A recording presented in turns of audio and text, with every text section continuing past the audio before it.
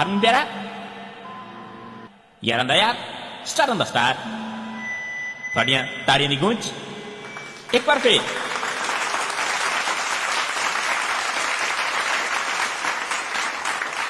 Punjabi radio USA.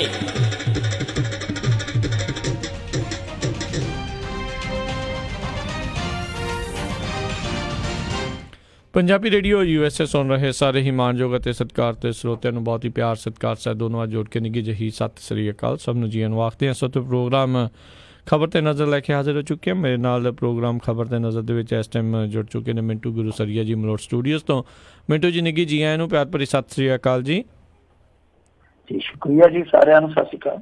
ਸਾਡੇ ਅੱਜ ਦੇ ਪ੍ਰੋਗਰਾਮ ਖਬਰ ਤੇ ਨਜ਼ਰ ਉਸ ਨੂੰ ਸਪਾਂਸਰ ਕਰਦੇ ਨੇ ਖਾਲਸਾ ਇੰਸ਼ੋਰੈਂਸ ਏਜੰਸੀ ਵਾਲੇ, ਜਿਨ੍ਹਾਂ ਦੇ ਕੋਲੋਂ ਤੁਸੀਂ ਹਰ ਇੱਕ ਤਰੀਕੇ ਦੀ ਇੰਸ਼ੋਰੈਂਸ ਕਰਵਾ ਸਕਦੇ ਹੋ। ਇੰਸ਼ੋਰੈਂਸ ਬਾਰੇ ਪਤਾ ਕਰਨ ਲਈ ਕਾਲ ਕਰੋ ਨੰਬਰ 408-272-2500 ਦੇ ਉੱਤੇ। ਇਸ ਦੇ ਨਾਲ ਕ੍ਰਿਸ਼ਨ ਧਨੋਤਾ ਯੂਬਾ ਸਿਟੀ ਤੋਂ, ਜਸਪਾਲ ਸਿੰਘ ਸੈਕਰਾਮੈਂਟੋ ਤੋਂ, ਜੱਸੀ ਗਿੱਲ ਪਲੰਬਿੰਗ ਵਾਲੇ ਬੇਕਰਸਫੀਲਡ ਤੋਂ, ਜਗਤਾਰ ਸਿੰਘ ਅਨੰਦਪੁਰੀ ਯੂਨੀਅਨ ਸਿਟੀ ਤੋਂ, GN ਟਾਇਰ ਐਂਡ ਲੂਬ ਵਾਲੇ, ਜਿਨ੍ਹਾਂ ਦੇ ਕੋਲੋਂ ਤੁਸੀਂ truck wash, oil change, air ਬ੍ਰੇਕਾਂ ਦਾ ਕੰਮ ਕਰਵਾ ਸਕਦੇ ਹੋ। ਨਵੇਂ ਪੁਰਾਣੇ ਟਾਇਰ ਵਾਜਿਬ ਕੀਮਤਾਂ 'ਤੇ ਇਹਨਾਂ ਤੋਂ ਖਰੀਦ ਸਕਦੇ ਹੋ। ਹੋਰ ਜਾਣਕਾਰੀ ਲਈ ਤੁਸੀਂ ਕਾਲ ਕਰੋ ਨਿੰਮਾ ਸਹੋਤਾ ਹੋਣਾ ਨੂੰ 209-277-0113 ਦੇ ਉੱਤੇ।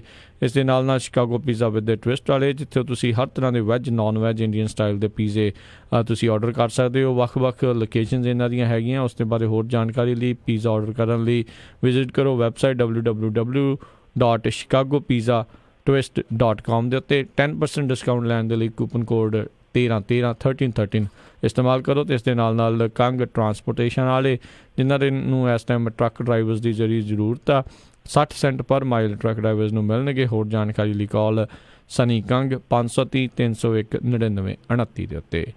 ਅਤੇ ਮਿੰਟੂ ਜੀ, ਗੱਲਬਾਤ ਦਾ ਸਿਲਸਿਲਾ ਆਪਾਂ ਜਿਹੜਾ ਸ਼ੁਰੂ ਕਰਦੇ ਹਾਂ। ਕਹਿੰਦੇ ਉਨਾਵ ਗੈਂਗ ਰੇਪ ਦੇ ਦੋਸ਼ੀ ਭਾਜਪਾ ਵਿਧਾਇਕ ਦੀਆਂ ਜਿਹੜੀਆਂ ਮੁਸ਼ਕਿਲਾਂ ਦੇ ਵਿੱਚ ਵਾਧਾ। ਦੇਖੋ, ਉਨਾਵ ਗੈਂਗਰੇਪ ਉਹੀ ਉਨਾਵ ਗੈਂਗਰੇਪ ਹੋਇਆ ਜਿਹਦੇ ਵਿੱਚ ਇੱਕ ਲੜਕੀ ਦਾ ਬਾਪ ਹੈ ਜਿਹੜਾ ਉਹ ਹਿਰਾਸਤ ਦੇ ਵਿੱਚ ਮਰ ਗਿਆ ਸੀਗਾ। ਔਰ ਪੁਲਿਸ ਤੇ ਦੋਸ਼ ਇਹ ਲੱਗੇ ਸੀਗੇ ਕਿ ਇਹਨਾਂ ਨੇ ਸਮੇਂ ਸਿਰ ਉਸ ਲੜਕੀ ਦੀ ਦਾਦ ਫਰਿਆਦ ਨਹੀਂ ਸੁਣੀ, ਯਾਨੀ ਵਿਧਾਇਕ ਨੂੰ ਬਚਾਉਣ ਦੇ ਵਿੱਚ ਹੀ ਪੁਲਿਸ ਲੱਗੀ ਰਹੀ ਹੈ, ਨਾ ਕਿ ਪੀੜਤਾ ਨੂੰ ਇਨਸਾਫ ਦਿਵਾਉਣ ਲਈ ਕੋਈ ਪਹਿਲ ਕਦਮੀ ਕੀਤੀ ਗਈ ਹੈ। ਸੋ ਉਦੋਂ ਬਾਅਦ ਰੌਲਾ ਪਿਆ, ਬੜੇ ਨਾਟਕੀ ਢੰਗ ਦੇ ਨਾਲ ਸਰ ਕੁਲਦੀਪ ਸਿੰਘ ਦੀ ਜਿਹੜੀ ਹੈ ਉਹ ਗ੍ਰਿਫਤਾਰੀ ਹੋਈ। ਉਸ ਤੋਂ ਪਹਿਲਾਂ ਪੁਲਿਸ ਨੇ ਆਪਣੀ ਖੱਲ ਬਚਾਉਣ ਲਈ CBI ਨੂੰ ਇਨਕੁਆਇਰੀ ਕਰ ਦਿੱਤੀ ਸੀਗੀ। ਸਰਕਾਰ ਤੁਹਾਨੂੰ ਪਤਾ ਹੀ ਹੈ ਕਿ ਜਿਸ ਤਰੀਕੇ ਨਾਲ ਕੰਮ ਕਰਦੀ, ਸਰਕਾਰ ਨੂੰ ਜਦੋਂ ਪਤਾ ਲੱਗਿਆ ਕਿ ਖੇਡ ਖਿਲਰ ਗਈ ਹੈ, ਫਿਰ CBI ਵਾਲੀ ਗੇਮ ਜਿਹੜੀ ਆ ਉਹ ਸ਼ੁਰੂ ਹੋ ਗਈ। ਕਾਰਨ CBI ਨੇ ਜਿਹੜੀ ਪੜਤਾਲ ਕੀਤੀ ਆ ਉਹਦੇ ਤੋਂ ਇਹਦੀਆਂ ਮੁਸ਼ਕਲਾਂ ਵਧੀਆਂ ਨੇ। ਮੁੱਢਲੇ ਤੌਰ ਦੇ ਵਿੱਚ ਜਿਹੜੀ ਗੱਲ CBI ਸਾਡੇ ਸਾਹਮਣੇ ਲਿਆ ਰਹੀ ਆ, ਜੋ ਸੂਤਰਾਂ ਦੇ ਹਵਾਲੇ ਨਾਲ ਹੁਣ ਤੱਕ ਸਾਡੇ ਤੱਕ ਪਹੁੰਚਦੀ ਹੈ, ਉਹ ਇਹੋ ਹੀ ਆ ਕਿ CBI ਨੇ ਜਿਹੜੀ ਜਾਂਚ ਪੜਤਾਲ ਕੀਤੀ ਉਹਦੇ ਵਿੱਚ ਕੁੜੀ ਦੇ ਦੋਸ਼ ਸਹੀ ਪਾਏ ਜਾ ਰਹੇ ਆ। ਔਰ CBI ਨੇ ਕਿਹਾ ਕਿ ਇਹ ਜਿਹੜੀ ਪੀੜਤਾ ਸੀ, ਜੋ ਇਹਦੇ ਮੁੱਢਲੇ ਬਿਆਨ ਸੀ, ਉਹ ਬਿਆਨ ਬਿਲਕੁਲ ਦਮਦਾਰ ਸਨ। ਪੁਲਿਸ ਨੇ ਕੀ ਕੀਤਾ ਕਿ ਪੁਲਿਸ ਨੇ ਉਹਦੇ ਬਿਆਨਾਂ ਤੇ ਕਾਰਵਾਈ ਕੀਤੀ ਨਹੀਂ, ਬਲਕਿ ਕੁਲਦੀਪ ਸਿੰਘ ਤੇ ਉਹਦੇ ਕੁਝ ਸਾਥੀਆਂ ਨੂੰ FIR ਦੇ ਵਿੱਚ ਨਾਮਜ਼ਦ ਨਹੀਂ ਕੀਤਾ, ਜਦਕਿ ਕੁੜੀ ਨੇ ਉਹਨਾਂ ਦੇ ਨਾਮ ਲਏ ਸੀਗੇ। ਜਿਹੜੀ ਕਹਾਣੀ ਪਹਿਲਾਂ ਕਹੀ ਜਾਂਦੀ ਸੀਗੀ ਕਿ ਕੁੜੀ ਦੇ ਪਹਿਲਾਂ ਬਿਆਨ ਕੁਛ ਹੋਰ ਸਨ, ਬਾਅਦ ਦੇ ਵਿੱਚ ਉਹਦੇ ਬਿਆਨ ਕੁਛ ਹੋਰ ਆ, ਤਾਂ ਉਹ ਚੀਜ਼ ਜਿਹੜੀ ਆ CBI ਨੇ ਨਕਾਰੀ। ਉਹ ਕਹਿੰਦੇ ਆ ਕਿ ਸਾਰੇ ਸਬੂਤ ਵੀ ਸੀ, ਕੁੜੀ ਦੇ ਬਿਆਨ ਵੀ ਸੀ, ਪਰ ਪੁਲਿਸ ਨੇ ਕੁਛ ਬੰਦਿਆਂ ਨੂੰ ਨਾਮਜ਼ਦ ਕਰ ਲਿਆ ਪਰ ਕੁਛ ਬੰਦਿਆਂ ਨੂੰ ਬਾਹਰ ਰੱਖ ਦਿੱਤਾ, ਜਿਨ੍ਹਾਂ ਦੇ ਵਿੱਚੋਂ ਇੱਕ ਵਿਧਾਇਕ ਵੀ ਸ਼ਾਮਲ ਸੀਗਾ। ਤਾਂ ਫਿਰ ਹੁਣ ਉਹਨਾਂ ਨੇ ਕਹਿ ਦਿੱਤਾ ਕਿ ਇਹ ਸਬੂਤ ਪ੍ਰਾਪਤ ਆ, ਲੋੜੀਂਦੇ ਸਬੂਤ ਜਿੰਨੇ ਸਾਨੂੰ ਚਾਹੀਦੇ ਸੀਗੇ ਉਹ ਸਾਰੇ ਦੇ ਸਾਰੇ ਹੈਗੇ ਆ। ਸੋ ਇਸ ਕਰਕੇ ਮਾਮਲਾ ਜਿਹੜਾ ਇਹਦੇ ਖਿਲਾਫ ਬਣਦਾ, ਯਾਨੀ ਮੁੱਢਲੇ ਤੌਰ ਤੇ ਜੇ ਅਸੀਂ ਕਹੀਏ ਤਾਂ CBI ਨੇ ਸਾਫ਼ ਤੌਰ ਤੇ ਇਸ ਗੱਲ ਦੀ ਸੰਕੇਤ ਦੇ ਦਿੱਤੀ ਆ ਕਿ ਉਨਾਵ ਗੈਂਗਰੇਪ ਜਿਹੜਾ ਬਹੁਤ ਚਰਚਿਤ ਹੋਇਆ ਉਹਨਾਂ ਸਮਿਆਂ ਦੇ ਵਿੱਚ, ਕਿਉਂਕਿ ਕਠੂਆ ਗੈਂਗਰੇਪ ਹੋ ਗਿਆ ਸੀ ਨਾਲ ਦੀ ਨਾਲ ਇੱਕ ਉਨਾਵ, ਤਾਂ ਜਿਹੜਾ ਬਹੁਤ ਚਰਚਿਤ ਗੈਂਗਰੇਪ ਸੀ, ਇਹਦੇ ਵਿੱਚ ਕੁਲਦੀਪ ਸਿੰਘ ਹੈ ਜਿਹੜਾ ਉਹ ਛੇਤੀ ਬਾਹਰ ਦੀ ਹਵਾ ਜਿਹੜੀ ਉਹ ਨਹੀਂ ਖਾ ਪਾਊਗਾ। ਤਾਂ ਇਹਦੇ ਵਿੱਚ ਹੁਣ ਉਹਨਾਂ ਲੋਕਾਂ ਨੂੰ ਵੀ ਆਪਣੇ ਮੂੰਹ ਤੇ ਚਪੇੜ ਮਾਰਨੀ ਚਾਹੀਦੀ ਹੈ ਜੋ ਕਠੂਆ ਗੈਂਗਰੇਪ ਦੇ ਦੋਸ਼ੀਆਂ ਦੇ ਹਮਾਇਤੀਆਂ ਦੀ ਤਰਫ ਤੇ ਇੱਥੇ ਵੀ ਜਲਸੇ ਕਰਦੇ ਪਏ ਸਨ।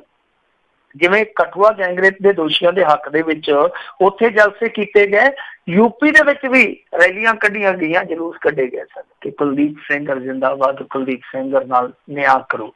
ਤਾਂ ਉਹਨਾਂ ਲੋਕਾਂ ਨੂੰ ਵੀ ਹੁਣ ਸੋਚਣਾ ਚਾਹੀਦਾ ਕਿ ਉਹ ਕੀ ਕਰਦੇ ਪਏ ਸਨ, ਤੇ ਜਾਂ ਫਿਰ ਉਹਨਾਂ ਨੂੰ ਇਹ ਮੰਨਣਾ ਪਊਗਾ ਕਿ CBI ਹੈ ਜਿਹੜੀ ਉਹ ਆਪਣੇ ਬੰਦਿਆਂ ਨੂੰ ਵੀ ਰਗੜੀ ਜਾਂਦੀ ਹੈ। ਤਾਂ CBI ਕਿਤੇ ਨਾ ਕਿਤੇ ਫਿਰ ਗਲਤ ਕੰਮ ਵੀ ਕਰ ਲੈਂਦੀ ਹੈ। ਜੇ ਉਹਨਾਂ ਦੀ ਨਜ਼ਰ ਦੇ ਵਿੱਚ ਵਿਧਾਇਕ ਸਹੀ ਆ ਤਾਂ ਫਿਰ ਇਹਦਾ ਮਤਲਬ ਤਾਂ ਇਹੋ ਹੀ ਹੈ ਕਿ CBI ਗਲਤ ਆ, ਤੇ ਜੇ CBI ਗਲਤ ਆ ਤੇ ਫਿਰ ਤੇ ਸਾਰਾ ਤਾਣਾ ਬਾਣਾ ਹੀ ਗਲਤ ਆ। ਉਹਦਾ ਇਸ ਮਾਮਲੇ ਦੇ ਵਿੱਚ ਇੱਕ ਹੋਰ ਵੀ ਕਹਾਣੀ ਨਿਕਲਦੀ ਪਈ ਆ। ਦੱਸਦੇ ਆ ਕਿ ਕੁਲਦੀਪ ਸੈਂਗਰ ਦੀ ਘਰ ਦੀ ਨੂੰ ਕੁਛ ਲੋਕਾਂ ਨੇ ਅਪਰੋਚ ਕੀਤਾ ਕਿ ਅਸੀਂ CBI ਵਾਲੇ ਆ, ਦੱਸੋ ਕਿੱਦਾਂ ਕਰਨਾ ਮਾਮਲਾ, ਤੇ ਉਹਨਾਂ ਨੇ 1 ਕਰੋੜ ਰੁਪਈਆ ਵੀ ਮੰਗਿਆ। ਹੁਣ ਇਹਨਾਂ ਨੇ ਦਿੱਤਾ ਜਾਂ ਨਹੀਂ ਦਿੱਤਾ ਇਹਦੇ ਬਾਰੇ ਕੋਈ ਪੱਕੇ ਤੌਰ ਤੇ ਪਤਾ ਨਹੀਂ ਹੈ, ਕਿਉਂਕਿ ਕੋਈ ਕਹਿੰਦਾ ਕਿ ਡੇਟਾ ਬਾਅਦ ਦੇ ਵਿੱਚ ਪਤਾ ਲੱਗਿਆ ਕਿ ਉਹ ਨਕਲੀ CBI ਵਾਲੇ ਸੀਗੇ, ਫਿਰ ਪੁਲਿਸ ਕੋਲ ਗਏ। ਕੁਛ ਲੋਕ ਕਹਿੰਦੇ ਆ ਕਿ ਸਮਾਂ ਰਹਿੰਦੇ ਹੀ ਪਤਾ ਲੱਗ ਗਿਆ ਸੀਗਾ ਕਿ ਇਹ ਨਕਲੀ CBI ਆ। ਸੋ ਇੱਥੇ ਨਕਲੀ CBI ਅਸਲੀ CBI ਜਿਹੜੀ ਉਹ ਵੀ ਇਕੱਠੇ ਕੰਮ ਕਰਦੀ ਤੁਰੀ ਜਾਂਦੀ ਆ। ਜੀ ਜੀ, ਅਗਲੀ ਜਿਹੜੀ ਆਪਾਂ ਮਿੰਟੂ ਜੀ ਗੱਲ ਕਰੀਏ ਵੀ ਜਿਹੜਾ ਤ੍ਰਿਪੁਰਾ ਦਾ ਨਵਾਂ ਬਣਿਆ ਚੀਫ ਮਿਨਿਸਟਰ ਆ ਇਹ ਹਟਦਾ ਨਹੀਂ ਹੈ। ਕਹਿੰਦੇ ਵਿਪਲਵ ਦੇਵ ਨੇ ਇੱਕ ਵਾਰੀ ਫਿਰ ਭਾਜਪਾ ਨੂੰ ਦਵਾਈ ਹੈ ਨਮੋਸ਼ੀ। ਇਹਨੇ ਜਦੋਂ ਪਿਛਲੇ 8-10 ਦਿਨਾਂ ਦੇ ਵਿੱਚ 3-4 ਜਦੋਂ ਧਮਾਕੇ ਕੀਤੇ ਸੀਗੇ, ਤੇ ਮੈਂ ਇੱਕ ਦਿਨ ਆਪਣੇ ਸੋਸ਼ਲ ਮੀਡੀਆ ਦੇ ਪੇਜ ਤੇ ਲਿਖਿਆ ਸੀਗਾ, ਫੇਸਬੁੱਕ ਪੇਜ ਤੇ ਲਿਖਿਆ ਸੀਗਾ ਕਿ ਇਹਨੂੰ ਨਰਿੰਦਰ ਮੋਦੀ ਨੇ 10 ਦਿਨ ਤਲਬ ਕੀਤਾ। ਤੇ ਮੈਂ ਕਿਹਾ ਵੀ ਜਾਂ ਤੇ ਹੁਣ ਬਿਲਕੁਲ ਇਹ ਗੂੰਗਾ ਹੋ ਜਾਊਗਾ ਤੇ ਜਾਂ ਫਿਰ ਇਹ ਇੱਕ ਵੀਲ ਦੇ ਇੰਜਨ ਵਾਂਗੂ ਪੂਰੀ ਤਰ੍ਹਾਂ ਖੁੱਲ ਜਾਊਗਾ, ਫਿਰ ਕਿਸੇ ਤੋਂ ਰੁਕਦਾ ਨਹੀਂ, ਸੂਤ ਨਹੀਂ ਆਉਂਦਾ ਛੇਤੀ। ਤੇ ਮੈਨੂੰ ਲੱਗਦਾ ਕਿ ਇਹ ਪ੍ਰਧਾਨ ਮੰਤਰੀ ਬਣਨ ਦੀ ਰਾਹ ਤੇ ਪੈ ਗਿਆ। ਇਹ ਨਹੀਂ ਹਟਦਾ, ਇਹ ਨਹੀਂ ਟਲਦਾ। ਹੁਣ ਜਿਹੜਾ ਇਹਨੇ ਅੱਜ ਇਹ ਅਜੀਬੋ-ਗਰੀਬ ਬਿਆਨ ਦਿੱਤਾ, ਉਹਦੇ ਨਾਲ ਨਾ ਸਿਰਫ ਇਹਦੀ ਆਪਣੀ ਯੋਗਤਾ ਤੇ ਸਵਾਲੀਆ ਨਿਸ਼ਾਨ ਲੱਗਦਾ, ਬਲਕਿ ਇਹ ਵੀ ਸਾਨੂੰ ਸਮਝਣਾ ਪਊਗਾ ਕਿ ਇਹ ਜਿਹੜੇ ਹਾਕਮ ਬਣੇ ਬੈਠੇ ਆ, ਜਿਵੇਂ ਸ਼ਤਰੂਘਨ ਸਿਨਹਾ ਕਹਿੰਦਾ ਹੈ ਨਾ, ਟਾਂਚ ਤੇ ਜਿੱਥੇ ਕਰਦਾ ਉਹ ਪਤਾ ਹੀ ਹੈ। ਉਹ ਕਹਿੰਦਾ ਕਿ ਪ੍ਰਧਾਨ ਮੰਤਰੀ ਬਣ ਜਾਣ ਦਾ ਮਤਲਬ ਇਹ ਥੋੜੀ ਕਿ ਤੁਸੀਂ ਅਕਲ ਵਾਲੇ ਹੋ। ਹੁਣ ਕਿੱਥੇ ਗੱਲ ਕਹਿੰਦਾ ਪਿਆ, ਕਹਿਣ ਦੀ ਜ਼ਰੂਰਤ ਨਹੀਂ। ਸ਼ਤਰੂਘਨ ਸਿਨਹਾ ਅੱਜ ਕੱਲ੍ਹ ਸ਼ਤਰੂ ਕਿਹਦਾ ਉਹ ਆਪਾਂ ਨੂੰ ਸਾਰਿਆਂ ਨੂੰ ਪਤਾ। ਸੋ ਇਹ ਸਾਨੂੰ ਸਮਝਣਾ ਪਊਗਾ ਕਿ ਕਿਸ ਤਰ੍ਹਾਂ ਦੀ ਅਕਲ ਰੱਖਦੇ ਆ ਜਾਂ ਅਕਲ ਵਰਤਦੇ ਹੀ ਨਹੀਂ ਹੈਗੀ ਆ ਚੰਗੀ ਭਲੀ ਇਹਨਾਂ ਦੇ ਕੋਲ। ਸੋ ਇਹਨੇ ਜੋ ਬਿਆਨ ਦਿੱਤਾ ਉਹ ਇਹ ਆ ਕਿ ਰਵਿੰਦਰਨਾਥ ਟੈਗੋਰ ਦੀ 194ਵੀਂ ਬਰਸੀ ਤੇ ਗਿਆ ਸੀਗਾ ਇਹ ਅਗਰਤਲਾ ਦੇ ਵਿੱਚ। ਸਾਹਿਬ ਨੇ ਜਿਹੜਾ ਚੰਨ ਚਾੜਿਆ ਉਹ ਇਹ ਆ, ਇਹ ਜਦੋਂ ਕਸੀਦੇ ਪੜ੍ਹਨ ਲੱਗਾ ਰਵਿੰਦਰਨਾਥ ਟੈਗੋਰ ਦੇ, ਤੇ ਇਹ ਆਖ ਗਿਆ ਕਿ ਦੇਖੋ ਜੀ ਰਵਿੰਦਰਨਾਥ ਟੈਗੋਰ ਦੀ ਰੀਸ ਕੌਣ ਕਰੂਗਾ। ਇਹਨਾਂ ਨੇ 1919 ਦੇ ਵਿੱਚ ਜਿਹੜਾ ਜਲਿਆਂਵਾਲਾ ਬਾਗ ਦਾ ਸਾਕਾ ਵਾਪਰਿਆ ਸੀਗਾ, ਉਹਦੇ ਵਿਰੋਧ ਦੇ ਵਿੱਚ ਨੋਬਲ ਪੁਰਸਕਾਰ ਜਿਹੜਾ ਉਹ ਵਾਪਸ ਕਰ ਦਿੱਤਾ ਸੀਗਾ।